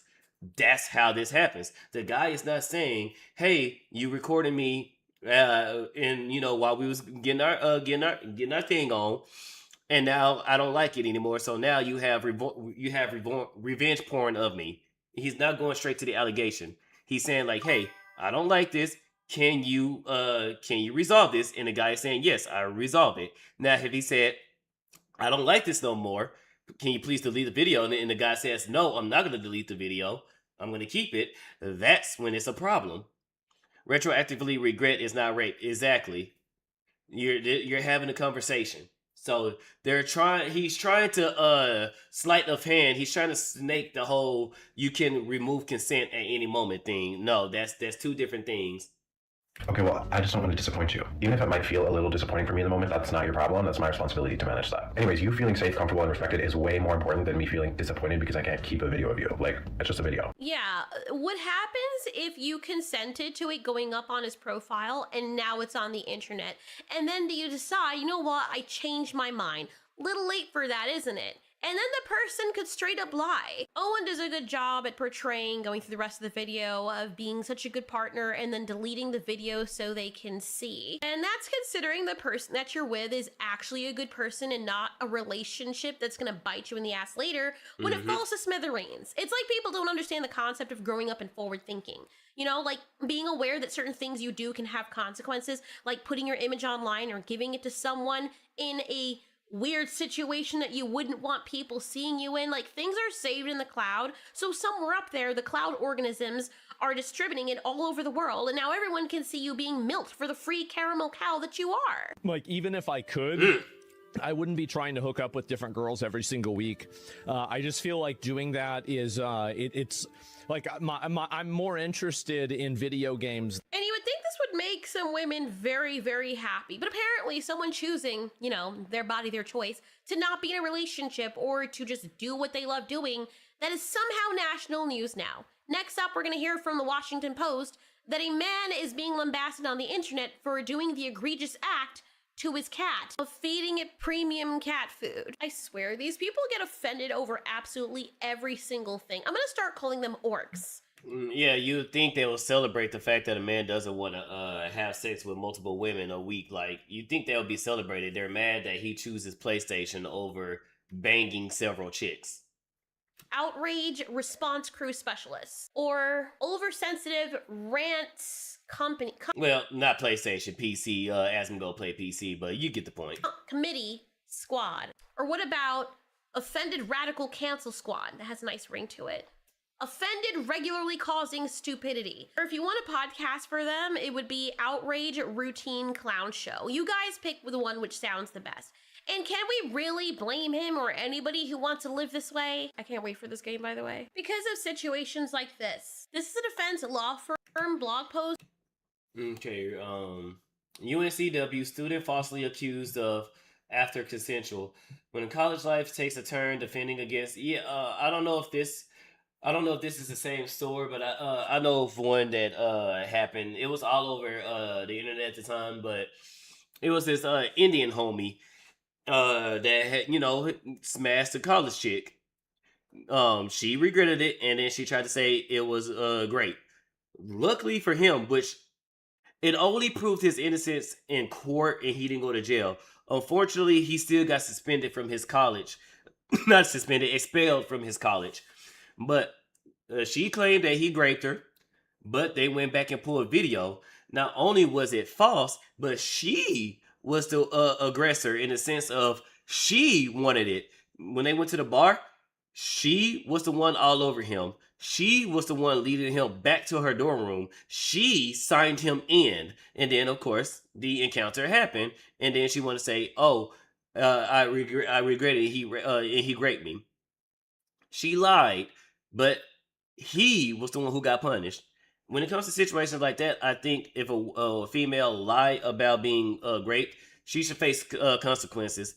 If it was to go to court, she should go to jail for whatever time he was gonna get, she should get. And let's say he already served time.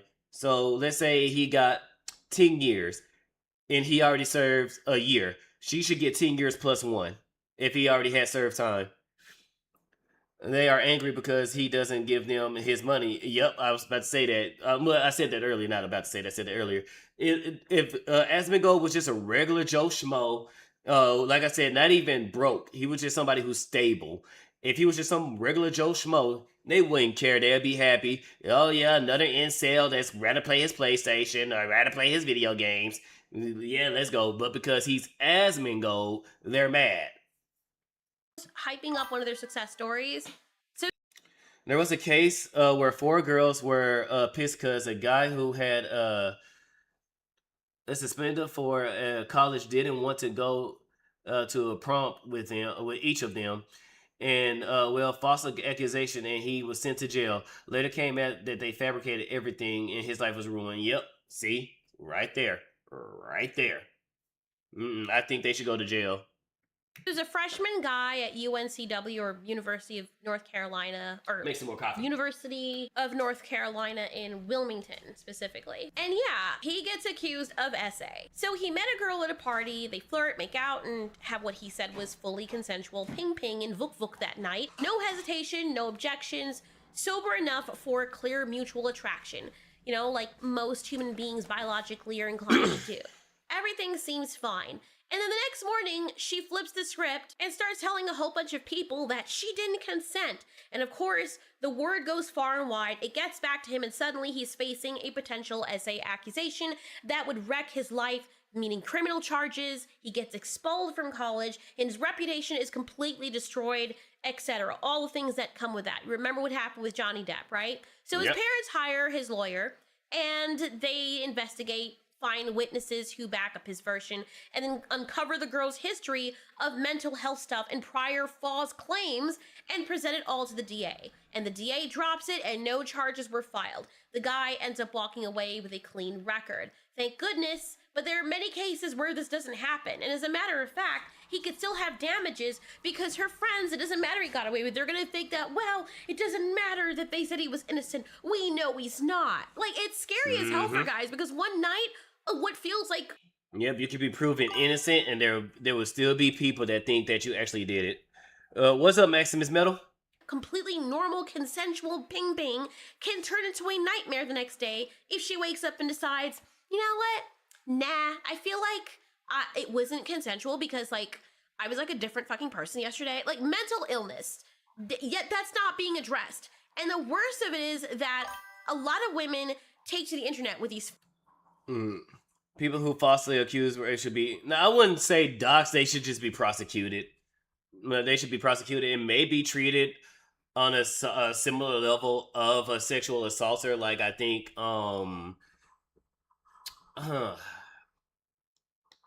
it should be a way for them to be known as a false accuser. That way people can stay away from them. But I don't think they should be doxxed. I don't know how to come up with that. I see it very often in the first world countries. Too many people think they deserve everything without contributing anything to society, and thanks to the internet, they can harass the whole world. Yeah. No, you get what you give. That's pretty much how it works. Feelings that can destroy people's lives, and they just spread it everywhere. Like the DoorDash girl, straight up putting a narrative on innocent people to make themselves feel better about the bad decisions that they made as grown-ass grayback adults. So I don't blame Asmongold. I'm glad that she's getting prosecuted. We need to see more of that. You falsely accuse a dude of sexual assault or rape, you should get prosecuted. And a lot of men. Also, what if Asmon is ace? And I don't remember if he said he was a bit autistic or whatever. It's weird because what's empowering for people who agree with your line of thinking is somehow to be used as an insult towards people who don't. I've heard people laughing at him because they think he's gay. And what if he is? Bit of homophobic of you, isn't it? Aren't you gonna get mad at people being homophobic for just pointing that out? You literally are homophobic towards someone who you think might be in the closet. Also, by the way, me being lonely, we've really got to talk about this, okay, guys? I'm not lonely. I'm busy. Like, I was just about to say that Asmongold is not lonely. There is women literally lined up at his door, ready for him. That man is not lonely at all. He's busy. have engagements, events, things that I do, people I see all the time. I just don't talk about it a lot. I don't care. It's not a big deal. Like, you guys have noticed this, right? I mean, like, I have never had any drama. Like, I have interacted with and I've dealt with hundreds of people in my time of being a content creator. None of them have anything bad to say about me. They never do. Think about that. It's probably because he stays away from relationships. Most of the cases where there's drama. He stays to himself. He comes out when he comes out, and he mostly stays to himself. And I mean, that's one of the best ways to avoid drama, is to just stay to yourself. You pop in when you pop in, and you say your hellos and you say your goodbyes. And the people that are closest to you, you keep them close. Drama to make a content creator look bad. It's usually coming from some butthurt woman who now feels like she was treated bad. Okay, to make a content creator look bad, it's usually coming from some butthurt woman who now. That whole situation. Both parties were stupid, especially Abba with his beef against Fresh and Fit. He should have known better. But usually when it comes to situations like this, people project who they are. And of course, his beefing with Fresh at the time, he projected everything that he was doing onto Fresh. And when he was calling out Fresh, now here we go with this lady who does look like Sneeko in the wig.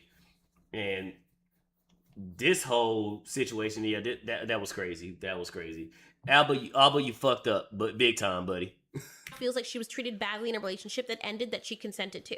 I mean, every single week it's a new accusation, and one of the latest ones around the time of this video was from some woman who was a streamer as well, who decided to cheat on her man, who was an influencer, with her blood cousin, who I guess she made clips a long time ago saying that she wanted to bone him, this person in her family. Another incest. Well, no. I heard it was the second one with this whole sun girl. Oh my god. I'm still battle damaged from that Moo.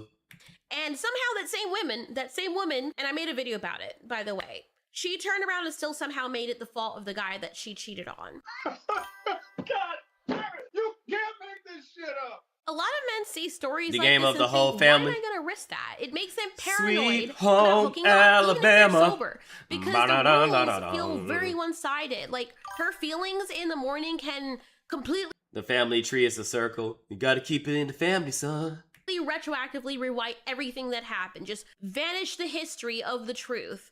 Real ravishing, and I can't say the R word on YouTube, it is horrible and it should be punished extremely severely. I'm not even gonna front about that. I'm talking about cherry sacks need to be tied off or cinched or clipped. Or I just say you got two options. If you grape a woman or a child, you got two options. We can either castrate you and throw you in the cell with Big Man Johnson and his Johnson, and you get the wood chipper, or we'll give you 2 holes and you get the wood chipper or concrete shoes. It's either. You get the wood chipper, the brass bull, or concrete shoes. You need to lose one of them. Same thing with a woman. Chest cabezas need to go, and at least one of them needs to be chopped off if you're going to do that to another person. That's what some countries do, and while it seems barbaric, I think it's a bit more barbaric to force yourself on someone else. Sometimes people have to be made examples of to get when people don't have nothing to fear, then they just do whatever the hell they want to do. When you give people something to fear, that's sometimes most people you think will have some act right and just go about their business. I ain't trying to commit no crimes. I'm trying to live life freely. I like doing what I do. I ain't trying to have no problems. And then there's some people you have to put the fear of God in them to get them to act right. It's rather unfortunate, but it's something you have to do. Sometimes people got to be made examples of. Legitimately, and think you can get away with it. And when people start to get real consequences again for physically hurting other people, you would see how quick that crime would clear up. More people would not be as brazen as they are now. And the problem is, when regret starts getting treated like someone ravishing you or violating you, it cheapens what actual victims go through, the actual legitimate people who go through this, and it also ruins innocent guys' lives. And that's why dudes are on edge about dating and everything in general in this current climate. And you're like, where have all the good men gone? You put them in jail or you chase them away. And unless these idiots want access to Asmon's money or something, I don't know why they would have an issue with this. They want access to his money. This person says that's an incel right there. No, an incel is involuntary celibate. Involuntary. Asmongold chooses to be celibate. Like I said, if Asmongold really wanted some cheeks, there is a line of streamers and VTubers ready to have that man seed. He don't even have to use foreplay. They already dripping, bruh. Asmongold can get it anytime he wants. Want to know one. I just love how people try to use the word incel as I'm saying he don't even have to whistle. He can just give the look and already. He don't even have to whistle, bro. He could just give the look. It's an insult without even knowing what the word means. It's crazy how much pull that man has just for simply being him. The law must be followed, otherwise you'll end up like Bulgaria. Yep. The pants dripping like I'm saying. It means someone who is involuntarily celibate, right? Money is one hell of a nectar. You could have the ugliest man out there imaginable to Homo sapien kind who will gladly get a woman's jaws wrapped tightly around their cobras, all for the fresh smell of green cash. All for that Birkin bag and that Marseille, what's that, the G-Wagon? The Birkin bag with the G-Wagon? I'm telling you, all you have to do, well, that's not all you have to do, but if you're somebody who, I guess, society would see ugly, 2 things. Go to the gym, get you some abs, get you some muscles, and get your wallet up and see how fast females override the face factor or the looks factor. Oh, and dress. You got your dress game got to be on point. The role of some fresh chefs of green with the Franklins. All about the Benjamins, all about the Franklins. There's too many ugly cats out here, or old dudes in their 80s and 70s walking around with 20 and 30-year-old women. Yeah. Let me get my coffee.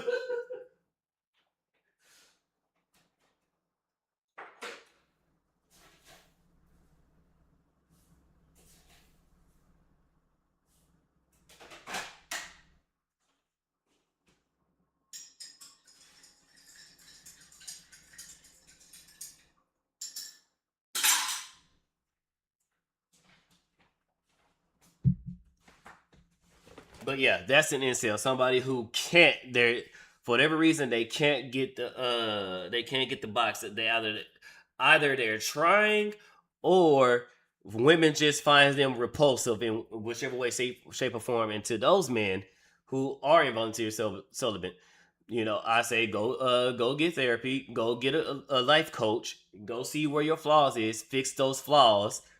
And find you a purpose. Don't fix those flaws. Don't fix the flaws to pursue women. Women don't like to be put on a pedestal. Go fix your faults and find your purpose. And by consequence of you going to find your purpose and working towards your purpose, by consequence, women will follow. That's usually how it always happens. Asmongold was a loser. He followed his purpose, became a streamer, got games, and now women wants him. It has the superpower to make a woman or most people overlook every flaw a person could have. You could be a hippopotamus with a behind canvas filled with backdoor paste all over it, and most people would slurp it up and smile with those brown coated chiclets in their big heads and tell you how much. There was literally a video, I forgot what it was, of women posting their L's, and one girl literally said she slept with a guy who had shit literally on his floor. She slept with a guy next to shit. Men, it's possible. They enjoyed it just to be close to the aura of a millionaire. The same people who talk shit about millionaires, when they meet them in person, or if they met them in person, most of them would like turn into a melted candle with how chopped the smile is they would give that person, with the submissive omega puppy energy. Maybe that's because no one wants to fuck with you.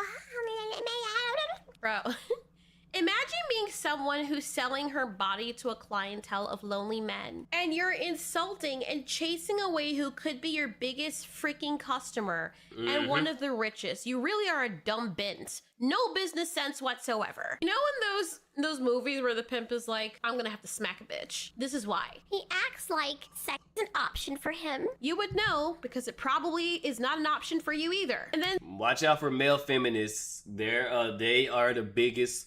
We call them what we call them, sneaky fuckers. They will sit there and try to pretend to be on your side just to get the box. They are worse than the red pillars. when someone replies to him and say he's a millionaire, at least the red pillars are direct with their approach and what they want. The sneaky fuckers, they lie. He can have any harlot he wants. The original dudes. Oh, and by the way, the male feminist seems to be more on the abusive side too. So there's that as well. Says, that's not how it works in the real world.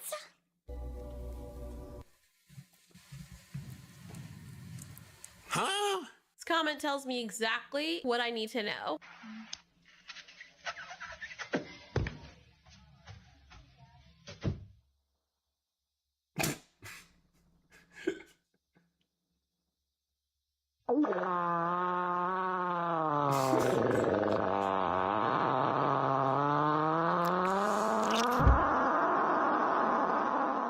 If you had if I was showing my mom. Here's another person saying only type of female attracted to Asmongold with this cockroach edit right here. You know, get it? Because Asmongold's had a dirty room.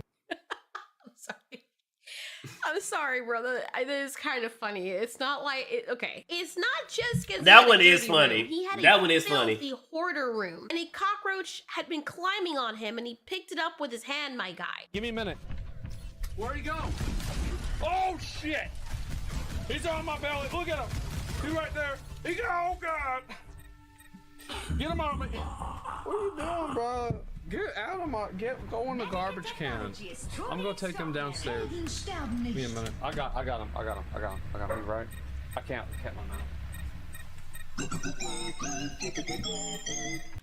Let's just say he gotten a lot better since that. But yeah, that's pretty wild that you had a couple roaches or that one roach crawl up on your own stream.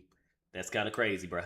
I don't have anything against Asmongold, but can we all agree that was next level nasty? And the cockroach with the high heels on its legs, I'm sorry, that animation was freaking cursed.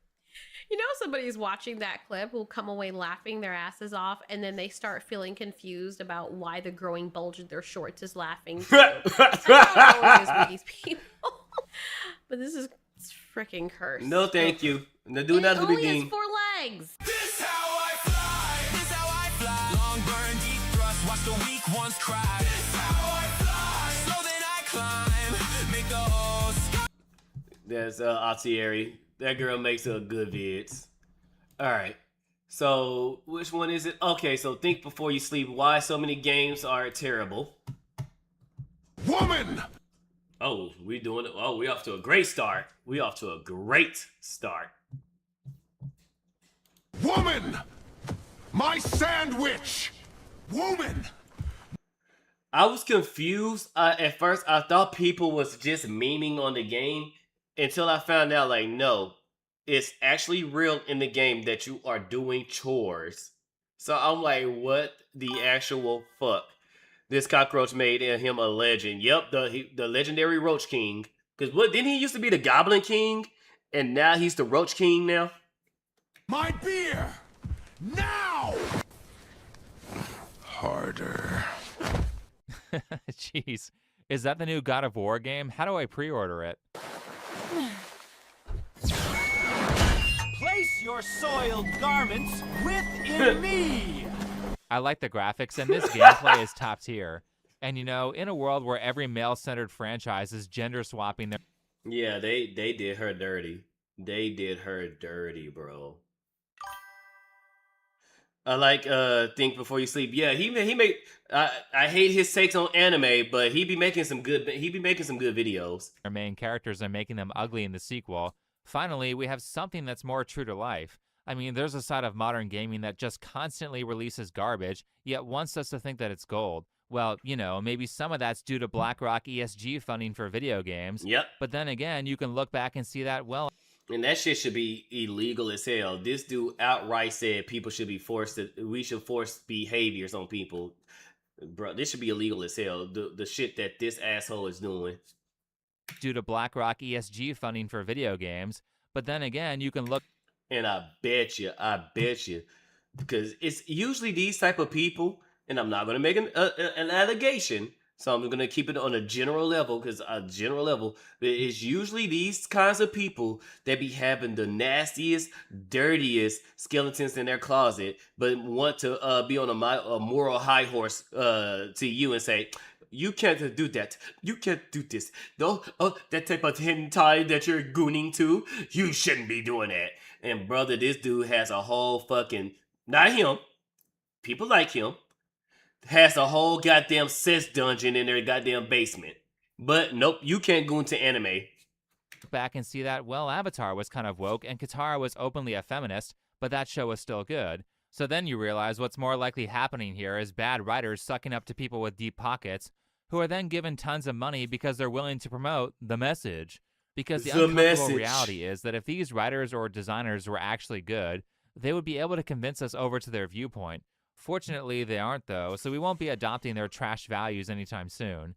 That being said, there's a reason why their stories aren't compelling, and it's because of a lack of fundamental communication skills that are necessary to get people to like you. In fact, the primary reason why people don't like their stories is because their characters are unlikable, and no one's going to watch the journey of someone who they don't find interesting. The question is, why aren't they interesting? But before that, recently a jury ordered Meta and YouTube to pay millions for their role in designing and promoting addictive platforms. They knew their apps could contribute to advertising serious forms to take a short-term game. I'm not doing anything. 26 case. All right, so some of you may have heard about what's likely to become Game of the Year for 2026. If this game becomes Game of the Year, bro, I mean, we already know the Game Awards are bullshit, but if this game, this movie with some playable parts to the movie is Game of the Year, bruh. And that's an indie game called Mixtape. Where's the gameplay? Hey, I'm not doing anything. Hands free, by the way. The game plays itself. Right, so Indie Game of the Year Mixtape has decided to subvert expectations by designing a game where your input doesn't matter for over 90% of it. You see this whole parody of that scene from Ferris Bueller's Day Off? Well, it's actually from a video where a player has decided to press 0 buttons and she still succeeds at the challenge anyway. In fact, here's a player who intentionally tries to lose and nope, it just Prince of Persia style rewinds you and you're good. With training wheels like that, I'm sure respected gaming journalism outlets like Kotaku love this game. What a shock. And then there's the gameplay, which honestly, would you guys have guessed, there's really not much to talk about here. I mean, quite literally every single game action is just press buttons just because. This is such a key jingling simulator. Make the character tap to a song just because. Float the character into some boxes just because. The entire thing just feels like they put those elements into the game just so they could technically qualify this as a video game, likely because these guys wouldn't be able to cut it making a movie, which honestly makes a lot of sense when I look back on some of these. Yeah, a lot of these games are failed theater kids trying to find their way in a different genre, and no, No. If you can't make a good movie, you can't make a good game. I'm sorry. Positive reviews, as well, it does feel like we have a lot of wannabe film critics trying to review a wannabe filmmaker's game. Not only all of that, but also this game has a keen eye for detail when it comes to the technology of the 90s. Watch this. This is just a few minutes into the game. You pull up the cassette to do a pencil rewind. They spin it the wrong fucking way, dude. Rewind it. Are you kidding me? Oh. Pencil in and turn to the left. Yep. You're supposed to turn to the It right. messes it up. They made a game called Mixtape, and they got the mixtape wrong. The whole premise has ADHD levels of continuity because it's called Mixtape, but half the time the main character is listening to a CD player. Why didn't they call it soundtrack or playlist or use a Walkman? The game is just basically a 2-hour greatest hits track of the author's favorite copyrighted music, and also there's like a coming-of-age story going on in the background. So those were most of people's big gripes about Mixtape, along with pointing out that it is conveniently just long enough for people to not be able to return it on Steam. I also saw people making I didn't know that part. criticisms of the characters saying that they were lame, but I didn't really see anyone go deep into these specific storytelling reasons for why these characters suck and why this story sucks. So because of that, let's get into the real challenge of this game, which is trying to review it without being copyright claimed by YouTube's Content ID because of all the dumb background Good music. luck. Now, I do want to say that there are psychological reasons for why stories are compelling. On Screen is a book that talks about that called The Science of Storytelling, and granted, this can kind of seem like specialized insider knowledge that's not really applicable to regular people who aren't writers, but ultimately, good storytelling is just good communication skills, and good communication requires that you're good at telling stories. Talking about how your vacation was or what happened to you yesterday are stories that you can learn how to tell in interesting ways. And speaking of stories, let's talk about what Mixtape is about. I want to say something lighthearted, so I say, I bet one of us dies this time. Very Borderlands of you. It insists upon itself, Lois. So in Mixtape, you follow the main character, Stacy, who is basically that annoying person from high school who is overly judgmental about people's music tastes. I can't work in the fucking kayak. Yeah, that's... I hate these type of people, yeah. I really do. Jack, the radio's on smooth hits 24/7. I drown myself. That's the mood. That's the music they like, woman. Stacy's goal is to become like a music producer or something. I know that's not the correct term, but her dream job is very much something that you would only know about if you worked on a movie set. You might as well have just said that she wants to become a key grip. What regular person cares to know what that is? Anyway, Stacy wants to become a person who professionally chooses soundtracks for movies or whatever. And during the game, we're seeing her last day with her friends in her hometown before she leaves to fly to New York to chase her dream. By the way, the reason that certain parts of the clips that I'm using are very quiet is because I had to cut out all the copyrighted songs. So note that during these scenes, the author's favorite 80s music is playing. So you fly to New York, you give this woman your mixtape, and what, she just hires you? After she listens to the mixtape, yeah. I'll become the world's foremost music supervisor. Narcissism to its fullest. I mean, yeah, it's okay to dream, but why New York back then? New York and California were the places that you had to be if you wanted to be somebody. Now in these times, it's pretty much any and everywhere. But during the 80s, the 90s, and the early 2000s, if you want to be somebody, you had to be in New York or California. What's a music supervisor? Imagine before you. Yeah, I don't care what that is. Stacy is joined by her friends Cassandra and Slater, who are mad that she's ditching a road trip that they were supposed okay. You get that New York. Oh, okay. I got you. to go on. And basically, the quick outline of the story is that all the main characters are graduating high school and going in different directions. But tonight, a popular girl is throwing a huge party, and for this game, we join our heroes on a quest to get alcohol for that party, which is a great storyline. I remember loving it in 2007 when the movie Superbad did this. So you're coming to my party tonight, right? Because it's like fully on. Yeah, what? Should I not come? Because I could think of other shit. Oh, no, I want you to come. I just, you said something. But would Hollywood be the place too? Either or. I think Hollywood was more considered for the movies and New York was more considered for the music, because I think we had more music coming out of New York than Cali at the time. But that would probably be a better question for Rebel Round. Earlier about like a fake ID or something, right? Yeah, I'm gonna get one for show. Can you get us booze? Yeah, they basically copied a lot from Superbad, very noticeably, by the way. They even had the same friend breakup in Act 4. You bailed on me this morning when Jesse spat on me, and you're bailing on me next year.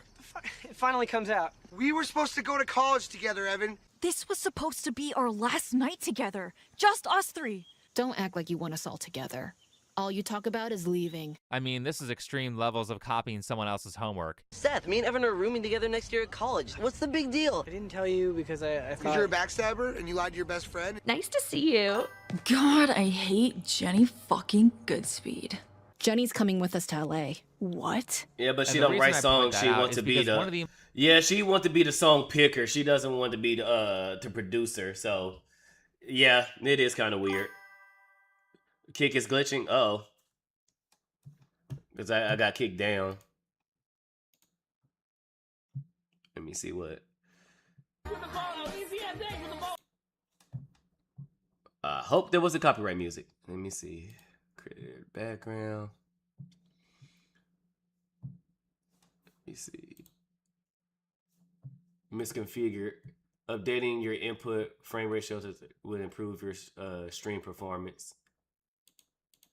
How can I do that? I don't know how to do that.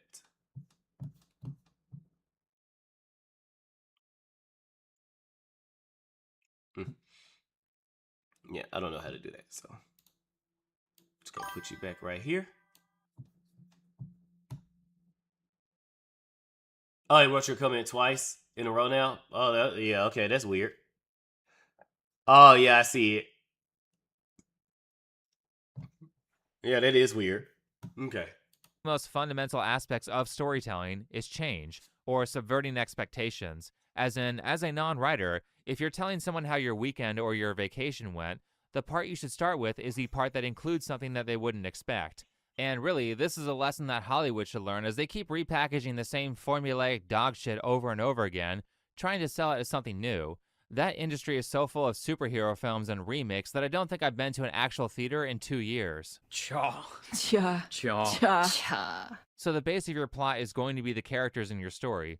Who you're talking about has to be compelling, otherwise people will not listen, and because human psychology is geared towards noticing negatives, probably for survival, it is important that you create interest in a character by showing their flaws. In fact, every good story will lay out a lie or a set of lies that their main characters believe, and their story arc is discovering what that lie is and changing their behavior so they can succeed.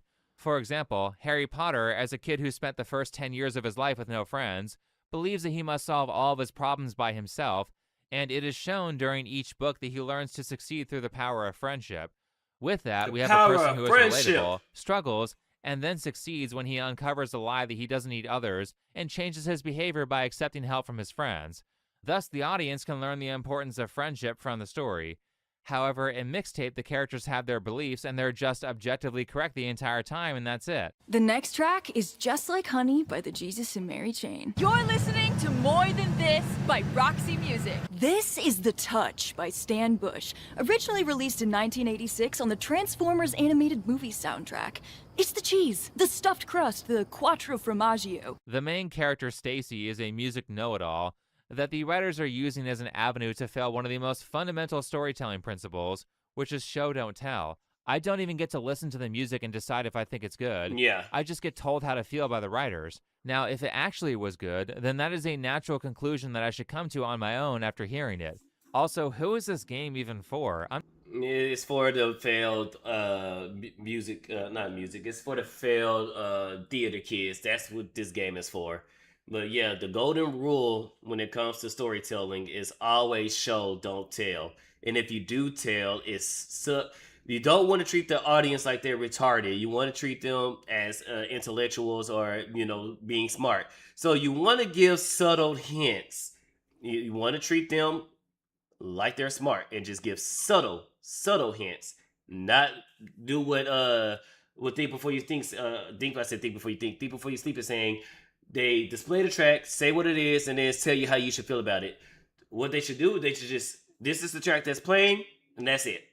So, have her shut up and just say, this is the track that's playing in the background. I'm not exactly young, and I don't recognize most of these song references. I thought these songs was made up, so apparently they were real, because I was told that they spent a lot to make licensed music, not to get licensed music. So I thought these songs was just made for the game. I didn't know that these songs was actually real. I can only imagine how lost someone would be if they were currently the actual age of the main characters, which is who coming-of-age films are supposed to appeal to. But you have to be like 45 plus to enjoy this movie that was kind of already made a bunch of times in the 90s and the 2000s. Even Stacy's not original. She's just Philip Seymour Hoffman's character in Almost Famous. Did you know that the letter by the Box Tops was 1 minute and 58 seconds long? It means nothing. Nil. But it takes them less than 2 minutes to accomplish what Jethro Tull takes hours to not accomplish. You see, this is fatuous, pseudo blubber. Or the Doors, or Jim Morrison. He's a drunken buffoon, posing as a poet. I like the Doors. Give me the Guess Who. Come on, they got the courage to be drunken buffoons. Iggy Pop! Amen! I feel like this character is intended to be unlikable. He just says that your music is bad and his music is good, followed by not really explaining why. By the way, here's an indie band that I like. Listen to it or you're not cool. But it's fine to have a know-it-all character. In Harry Potter, Hermione is a know-it-all character, but the reason that people like her and hate Stacy is because Stacy suffers zero consequences for her know-it-all behavior and learns nothing new. Meanwhile, Hermione is punished multiple times throughout the Harry Potter series for that behavior, because in real life, people hate it when someone has to constantly display how smart they are. But like I said, when it comes to Mixtape, there's no lessons learned at all. And also, kind of another problem with a lot of modern media is that it lacks a strong antagonist, or oftentimes they don't even have an antagonist at all. And what I mean by that in terms of being likable and human psychology or communication skills is that stories are a game. You have players, these players have a goal, and most importantly, you have someone or something trying to stop the players from reaching their goal. That's the antagonist. In video games, it could be a different player, it could be a monster, it could be the environment. Like a giant cliff or a thunderstorm can be an antagonist, and the interesting part is Silent Hill. Perfect example right there. Talking about how the player wins or loses if it's a tragedy. What actions does this person take in the face of a challenge? However, when you don't have an antagonist, it's a little bit like watching a soccer game with no opposing team. And I think the main part where Mixtape consistently fails is the lack of any challenge, which brings us to our second boring character, Cassandra. We're not going to talk about the guy character, nothing happens with him. Not even like a will they, won't they relationship with the main character, Stacy. They kind of tease that, they kind of maybe make this character a competitor to Stacy, but ultimately, they go nowhere with it. Anyway, Cassandra is the newer friend in the group who is the straight-A student who is good at sports and just perfect at everything. However, her friendship with Stacy and Slater has begun to turn her into a degenerate. Cassandra's father, a police officer, notices that, is opposed to it, and thus, we have our antagonist. Degenerate. Stacey, You are a degenerate. Could you step outside a moment? You're smoking pot. No! Who gave you this? Those two out there? No! We've given you so much trust. But I can't bring myself to give you any more. You're staying home tonight. What?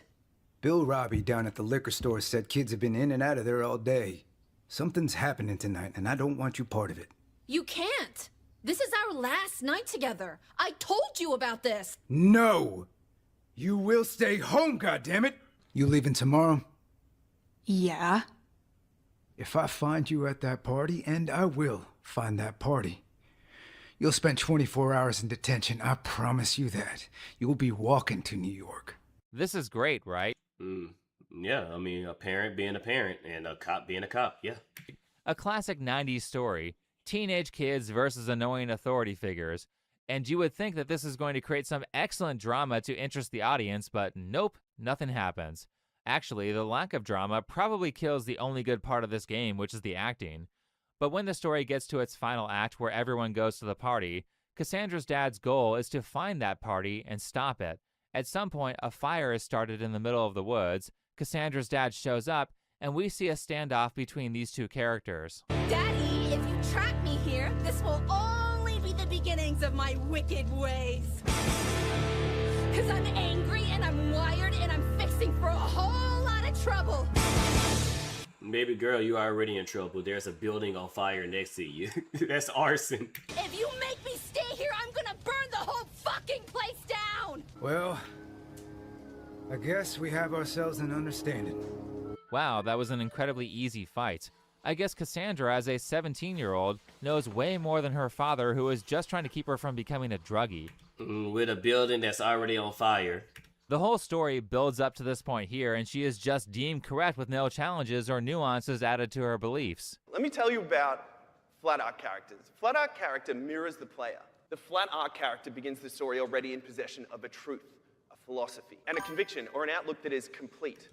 Damn, my dad would have gave me a fucking belt to the kingdom come. Man, let me set a building on fire. I would be dead. Or let me even think about talking back to my mom. Yep, that's when that belt would have came out. And doesn't fundamentally change. Yeah, and it's called shit writing when all of your characters are flat. There's no challenge in this animated film that isn't solved almost instantly by its protagonist. Even the main challenge, which is to find alcohol, is solved instantly. In the story, Stacy's older sister graduates high school and moves away. However, she does show Stacy and her friends a secret cabin in the woods hangout spot that they end up using for years, I guess. And during this story, we find out that the whole time Stacy's sister has been hiding a secret stash of alcohol that they intend to use for the big party that night, but first, they have to piece together a photograph to learn where it is. It's in the floor? It's in the floor.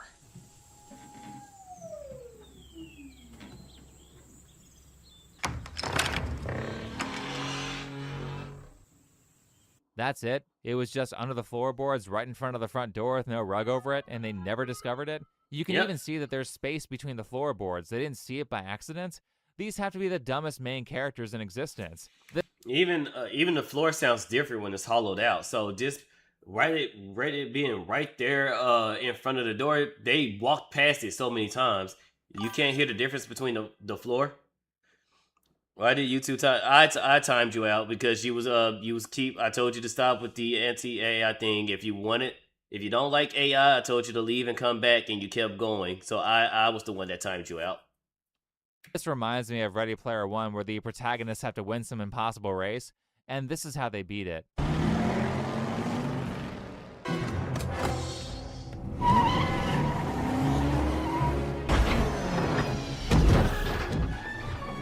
You mean to tell me that not one player thought to drive their car backwards? This was quite possibly the most boomer part of that movie, and it's how you tell that it was written by someone who does not understand people who play video games.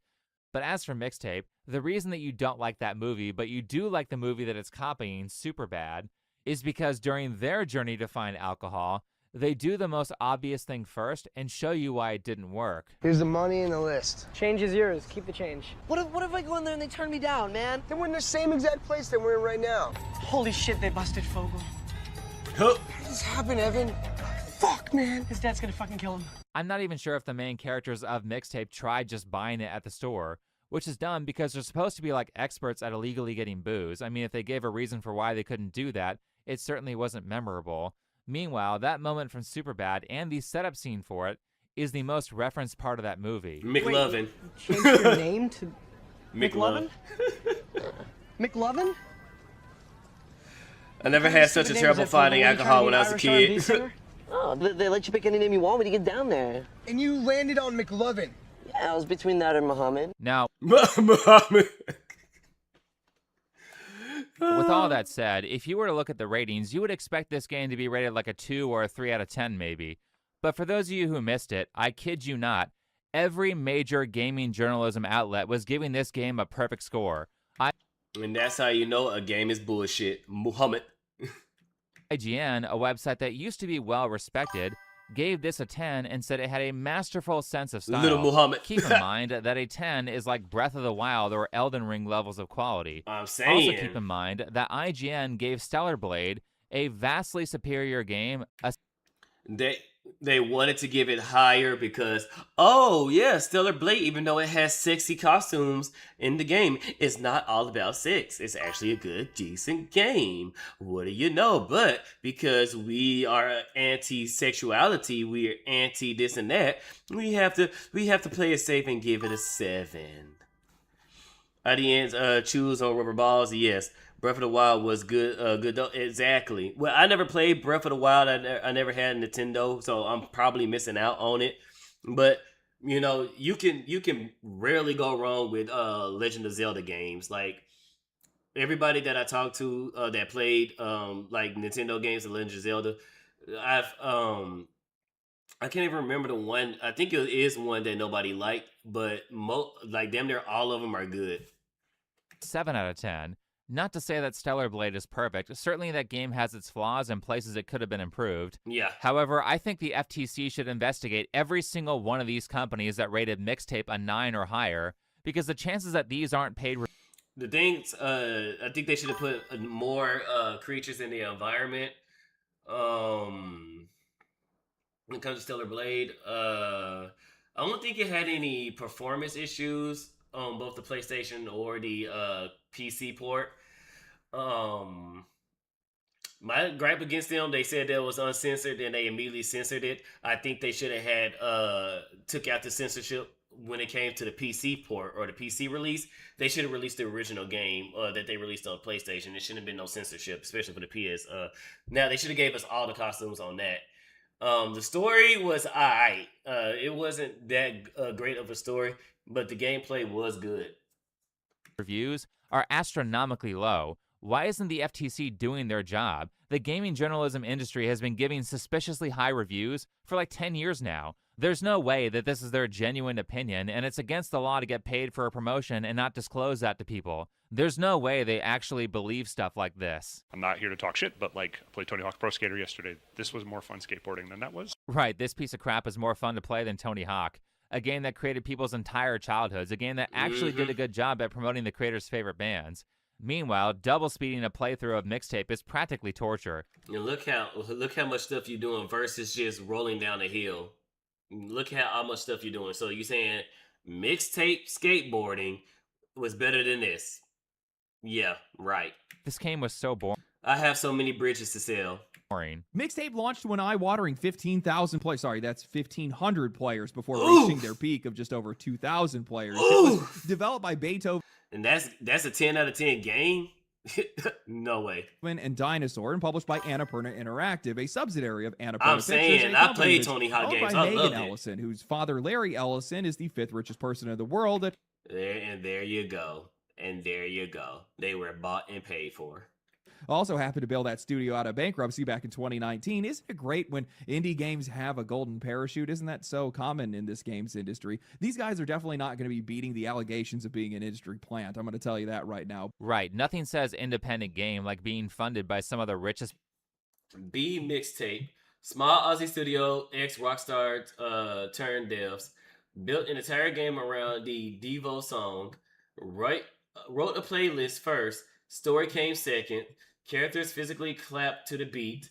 One minigame controlled 2 tongues. Yes, the same people that cries about Stellar Blade and Eevee, and the same ones that cried about Eve being too sexual, or oh, she looks like a child. Oh, the doll face. Oh. The same people that cried about Eevee and Eve were championing a tongue kiss that you it wasn't a cussing. No, you played it. A tongue kiss mini game between two, their words, young teens. Their words, not mine. So the same people that was crying about somebody looking young are the same ones that's championing actually young tongue kissing that you participated in. It wasn't a cussing. No, you played that shit. I don't want to hear what the fuck these people got to say. Shopping cart chase turns into helicopters and live TV. And so, yeah, they didn't get in trouble for that. At least that's how I remember it. No streamer mode, music to the soul. Most streamers can't stream it. Still one on OpticCritic 2026. 3 hours, $20, one ending. Broke male-grown bands with a good taste just beat a AAA studio for Game of the Year. This game is no Resident Evil 9, and people are already going to think GTA 6 is going to be Game of the Year, even though it's going to release at the end of the year. Yeah, Stacey Rockford is like 13 in that kissing flashback. Yup. Like I said, their words, they admitted, the game devs, they admitted to Stacy being a young teenager. But, Evie looks like a child. Oh, she looks like a child. And meanwhile, we have two actual children tongue kissing. Okay. People in the world. There's a lot of very plot-based stories in video games, and people do them really well, but we want to... Which, mind you, I don't care. It's a game. I don't give a damn. But you're not going to sit here and cry, bitch, and moan about one thing while championing another thing. Get this shit out of here. To do something that was more of like a hangout film, something that was more character-based. Freudian slip there. The developer just admitted that Mixtape was not a video game. Yep. That was Johnny Galvatron, by the way, a person whose name is totally not made up for a band that no one knows about. Oh, look, they named Cassandra after one of their songs. There. Now no one can say that I don't do research, because probably the best part of this video was researching the development team, because once you do that, you realize that Stacy is just a gender-swapped self-insert of the head creator. And like, I just remember being like that obnoxious teenage music fan who would judge you by what bands you listen to. And I remember being in that scene in Melbourne and how cool it was. And that's what Mixtape is. I can't knock him for that because we judge people by the anime they watch, so I really can't knock him for that. It's about just be into shit. And your waifu's is trash chat. Yeah, I said it. And like really fight me. Get into it and annoy people with it. That's the best way to be. This is peak millennial writing. You can tell Jake Balbino is like, this guy's full of shit. You can look at him and be like, this guy's full of shit. Get into it and annoy. And Jake, it's a toss up between those two. I think gamer ranks, because a lot of times they do tell the truth about how they feel about some games, and then sometimes they don't. So it's half and half with them.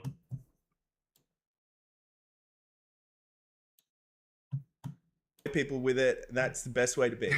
This is peak millennial writing.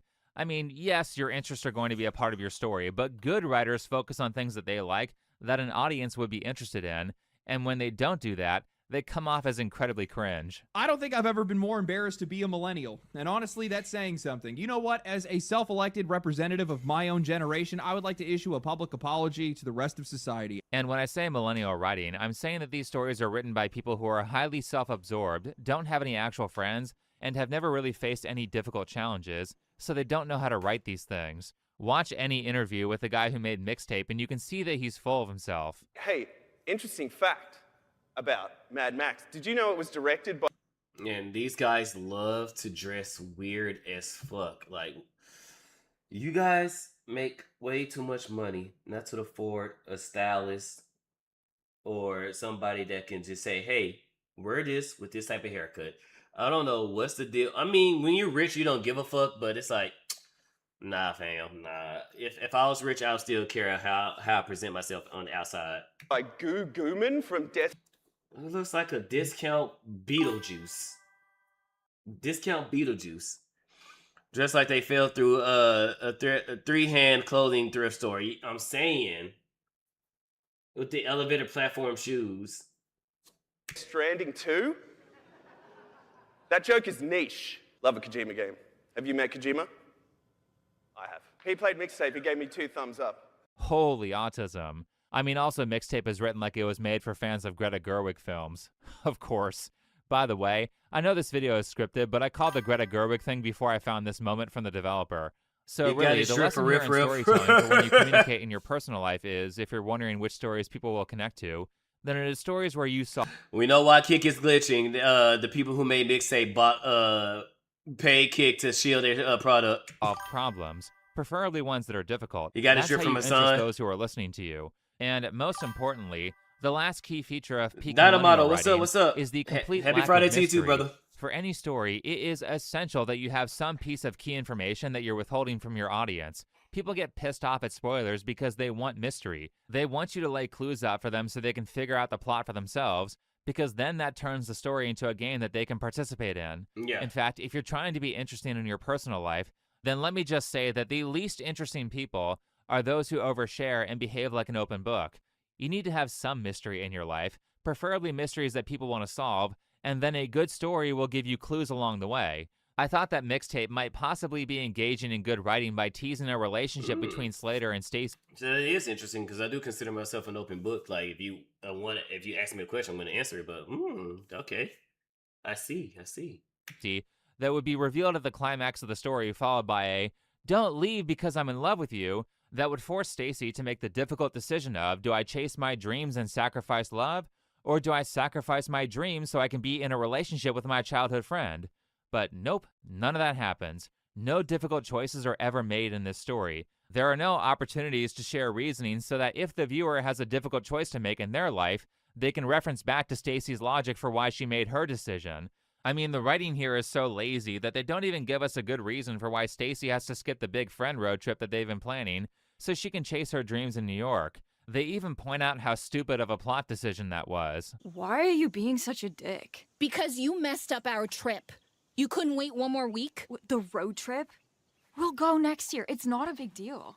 It's a big deal to me. Yeah, why couldn't she wait 1 week? The writers couldn't think of anything, like maybe there was a convention that Stacy had to go to that was at the same time of the road trip? She's just ditching her friends for nothing, and we're supposed to see her as an agent of morality who has advice that we should listen to?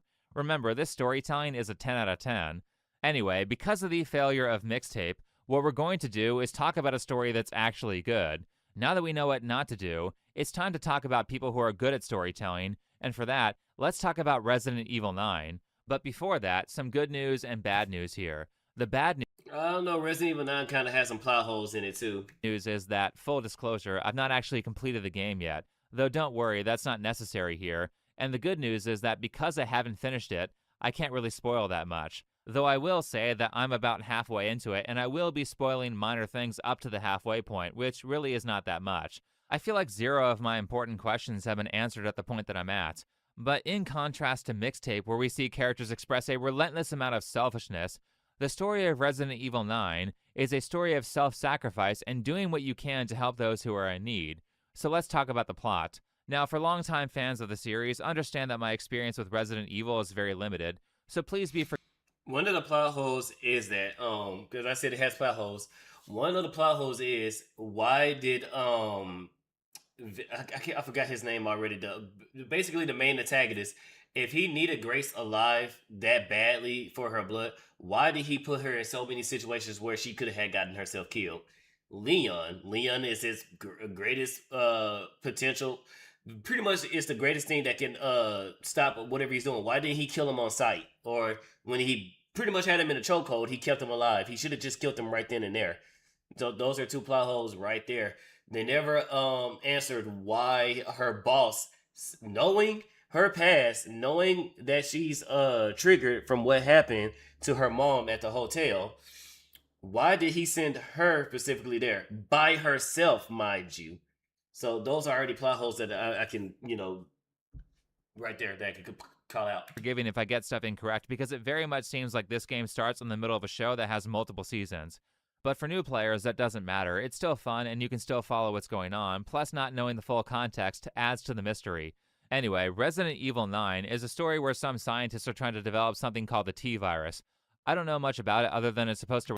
Elpis. Unless he's talking about 9, it's Elpis, but if he's talking about Resident Evil as a whole, then it's the T-virus, G-virus, C-virus, whatever. Relate to human evolution, and the goal is to find a test subject that's compatible with it, because when you're not compatible, it turns you into a zombie, I guess.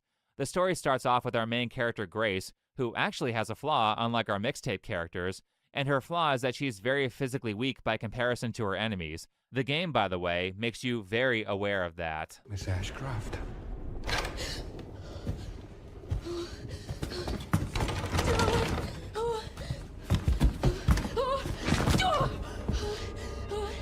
This is perfect. If this game has a large male audience, then this is a chance to get them to empathize with how scary it can be to be a woman and navigate the world with the limitation of being weaker than 50% of the population. Yep. Traditionally, video games do a very terrible job at communicating that.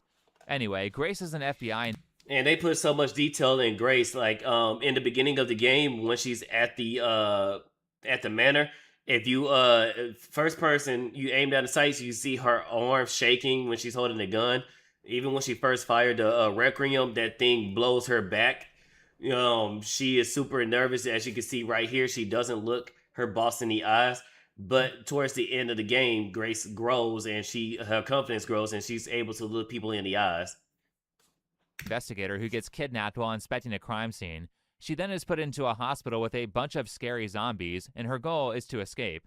While this is going on, we're introduced to a second protagonist named Leon, who is from other Resident Evil games, and he's like a 50-year-old badass with a bunch of intentionally cheesy lines. We can talk, or we can begin your treatment.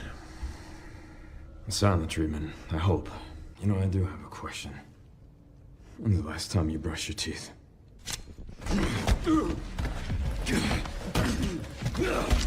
And this is why he should have had killed Leon right there. The puns and dad jokes in this game are next level. Hey, can you hear me? Leon, I've been trying to reach you. Sorry, I was a little tied up. So far, my favorite part of Resident Evil 9 is the heavy contrast between each main character. Leon's playthrough is an action game where you parry and use your aim lab skills to defeat your enemies, whereas Grace's scenes are more like a try-not-to-die puzzle game where you have very limited resources. Oh, and also there's this guy, Victor. He's the antagonist. Oh, Victor. And which is funny because when I played as Grace, I killed everybody. I didn't know you get to come back as Leon, and you know the zombies that you avoid, they will still be alive when you play through as Leon. Bro, I had bodies everywhere. I was more deadly as Grace than Leon. I think he has super strength or something. But to be perfectly honest, I hated playing Grace when I started. However, since the developers are smart, they force you to play her first, and once I got used to it, now I love her part of the game because it makes you think. And when it comes to gameplay, the contrast is the frustration of being weak when you play as Grace. You dropped them like they were hot metal. Hell yeah. The crap out of I was collecting bodies as Grace. Everything as a reward when you play Leon. Also, in comparison to Mixtape's characters that are instantly annoying, Grace and Leon are written to be instantly interesting. Leon is likable not just because he's a strong character, but also because of his numerous self-sacrificing actions. Wait, you're DSO. That's the, Oh, another plot point right here. Why the fuck did he give her the Requiem with one fucking bullet? He could have gave her more ammo. He gave her one bullet. He's like, all right, bitch, if you get caught, you know what to do with that one round. the counter-bioterrorism agency, right? Take this. You're sure? You might need it. Now go. Get out of here. He could have had rolled her some another clip. I mean, it's a magazine. Okay, Grace, here's the most powerful weapon in the game. Just take it. You need it more than I do. Leon regularly prioritizes the needs of others above his own, but interestingly enough, there are even bigger moments of self-sacrifice from Grace. Because while Grace is trapped in a zombie hospital and while she's trying to break out, she meets a blind child. Speaking of good writing skills, this kind of complicates her escape because now she feels like the moral good is not just to rescue herself, but also this child named Emily. By the way, speaking of mystery, who is this girl and why is she in the hospital? Why was she locked in a room? I don't know. That's something that we're supposed to solve as we play the game. But getting to what I found to be the best part so far, at some point while Grace is in the process of breaking out of the hospital, Emily is captured by a monster and taken underground. Now, before I get actually'd by people who played this game and paid close attention to this moment, let's remove the video game logic of Emily having the final key to the front door and Grace not being able to leave without her, because really, if she wanted to leave, she could just blow the lock off the front door. Yep. Anyway, Grace has a choice. She can save herself by leaving the hospital immediately and nobody would know that she abandoned the kid, or she can jump down into the abyss and go save Emily. And the inspiring part of this, especially in this anti-natalist hellscape that we call modern times, is that Grace chooses to sacrifice herself to try to save the little girl. Grace, who is incredibly weak, scared, and has very limited information, chooses to prioritize a child that she doesn't know over herself. I found this. Well, she did kind of put her in danger too, so I mean, yeah. Sorry, I had to say it. I had to say it. Grace did put her in danger. Well done, Emily. Thank you.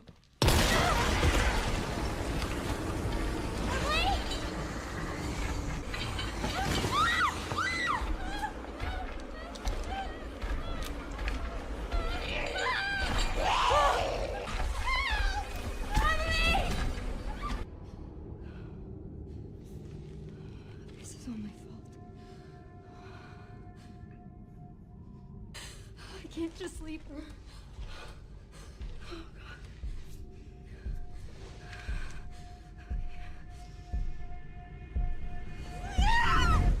Great storytelling. This is one hell of a dilemma, especially considering how many people in the modern day would choose to escape and let that child die. And yes, I know it's a video game, but I also think that people really underestimate how much of an effect the stories that you consume have on you. If they didn't, then DEI freaks wouldn't constantly be trying to change our stories. And on top of that, look at the communities that have the music and the movies and the books that promote trash values instead of hero stories. They aren't doing that great. So let's be clear, if you want people to like and respect you, the times that matter the most are the ones where you have to make difficult choices. And personally, I think that if you took the people who wrote Mixtape and gave them the same moral choice that Grace was given, they would choose to save themselves, considering that they thought it was a moral good to have their characters continuously behave selfishly throughout the entire story. And that's why we don't like people like that. We like people who choose to help others when they're in need, whether they are asked to or not.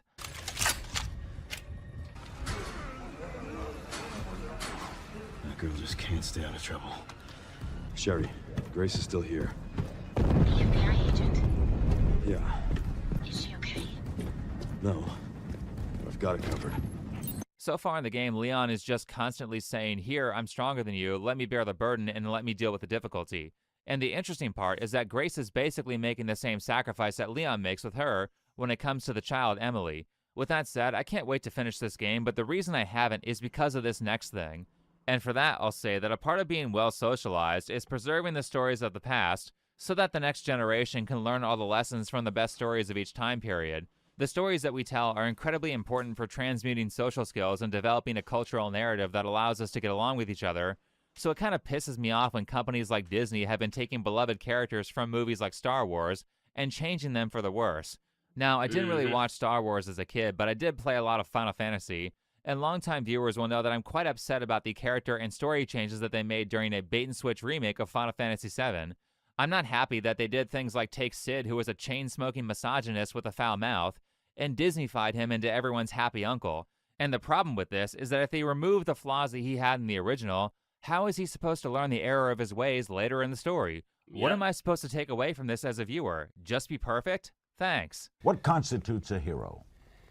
I guess a guy who just does good things and is willing to take chances to help other people. Right? He only wants to help. But not 100% good, because then he's an unrealistic hero. Basically, to me, a hero has to be somebody who will sacrifice or will take great chances to help others, but still have human traits, still not be perfect. When they become perfect, they... A hero is still flawed. They still have selfish tendencies for some parts, not the most parts. Nora get a new avatar. Nora got a new avatar on today. Base, nice.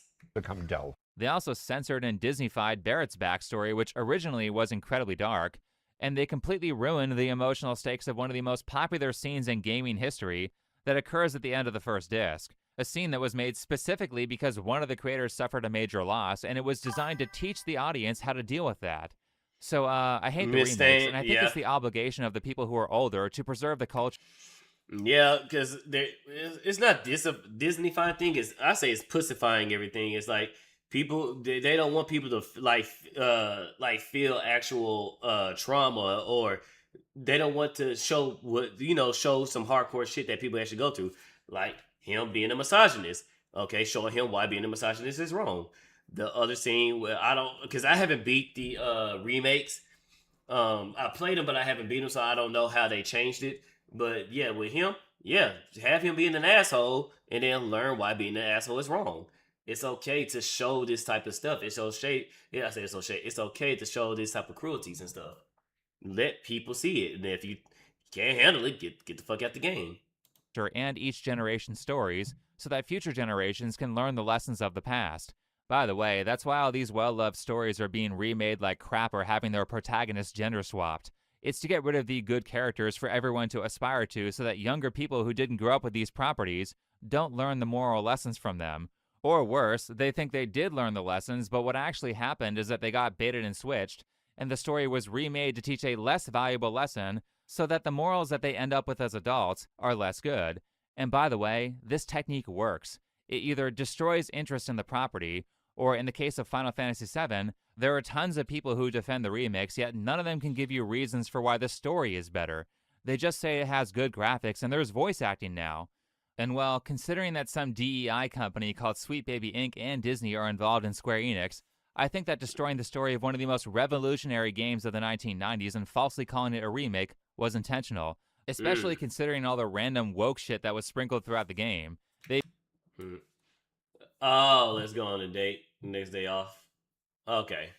I see what this baited you with good graphics as they removed the storytelling principles that made people like the game in the first place. And FF7 Rebirth tackles its overall approach to story the same way that Remake does, where about 95% of this game is pretty much classic FF7 1-to-1.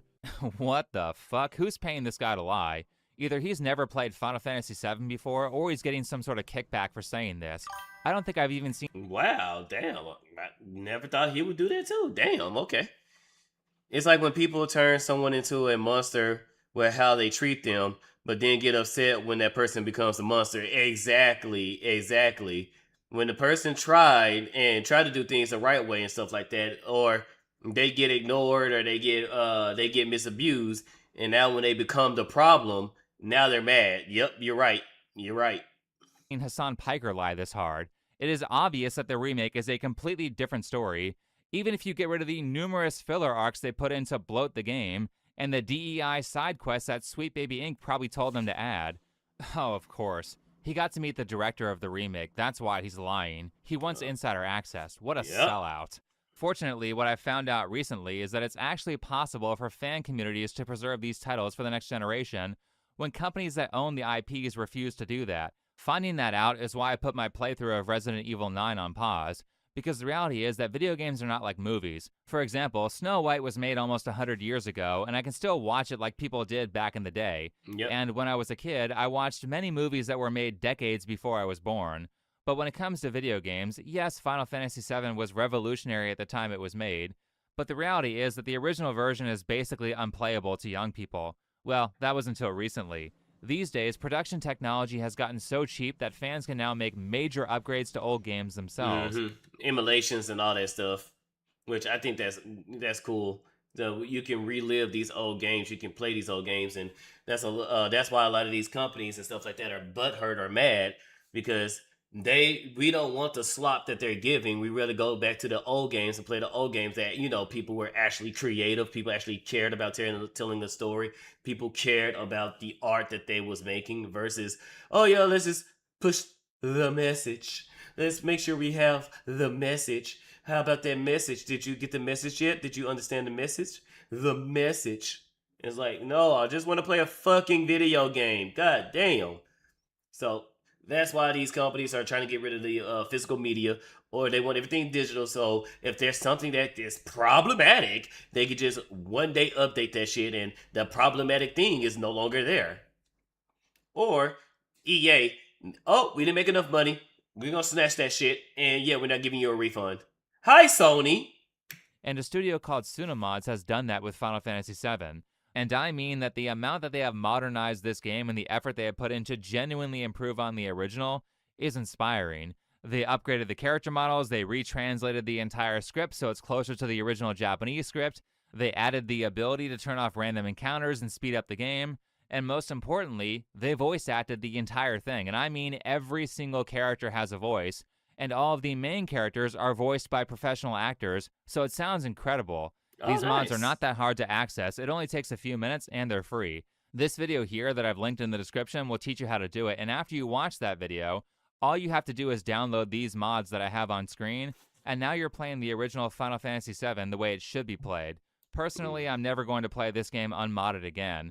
Also, yes, all of this is legal. You can't use any of the mods unless you own the actual game. Many games these days are modded.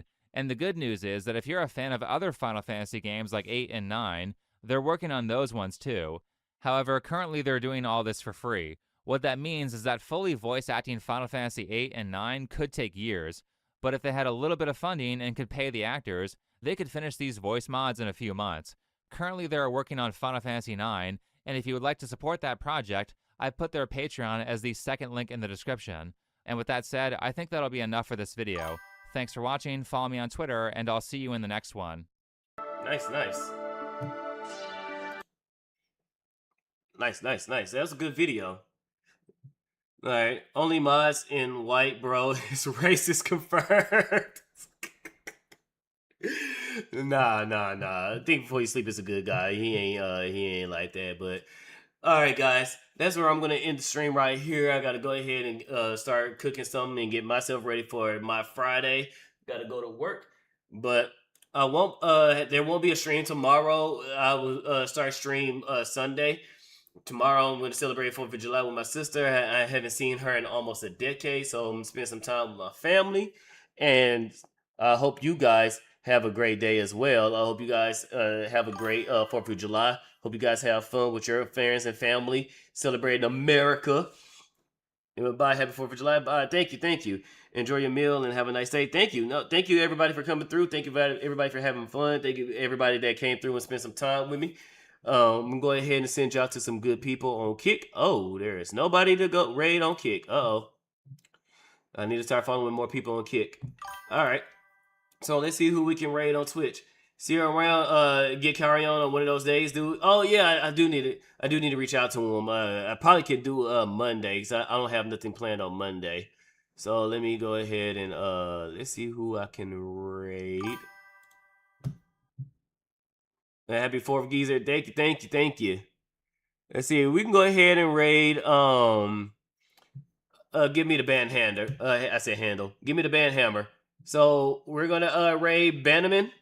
I'll catch y'all later, and I'll see you guys Sunday. Happy 4th of July. Thanks you again for being here. It was fun doing this with y'all, and I will catch y'all later. Peace.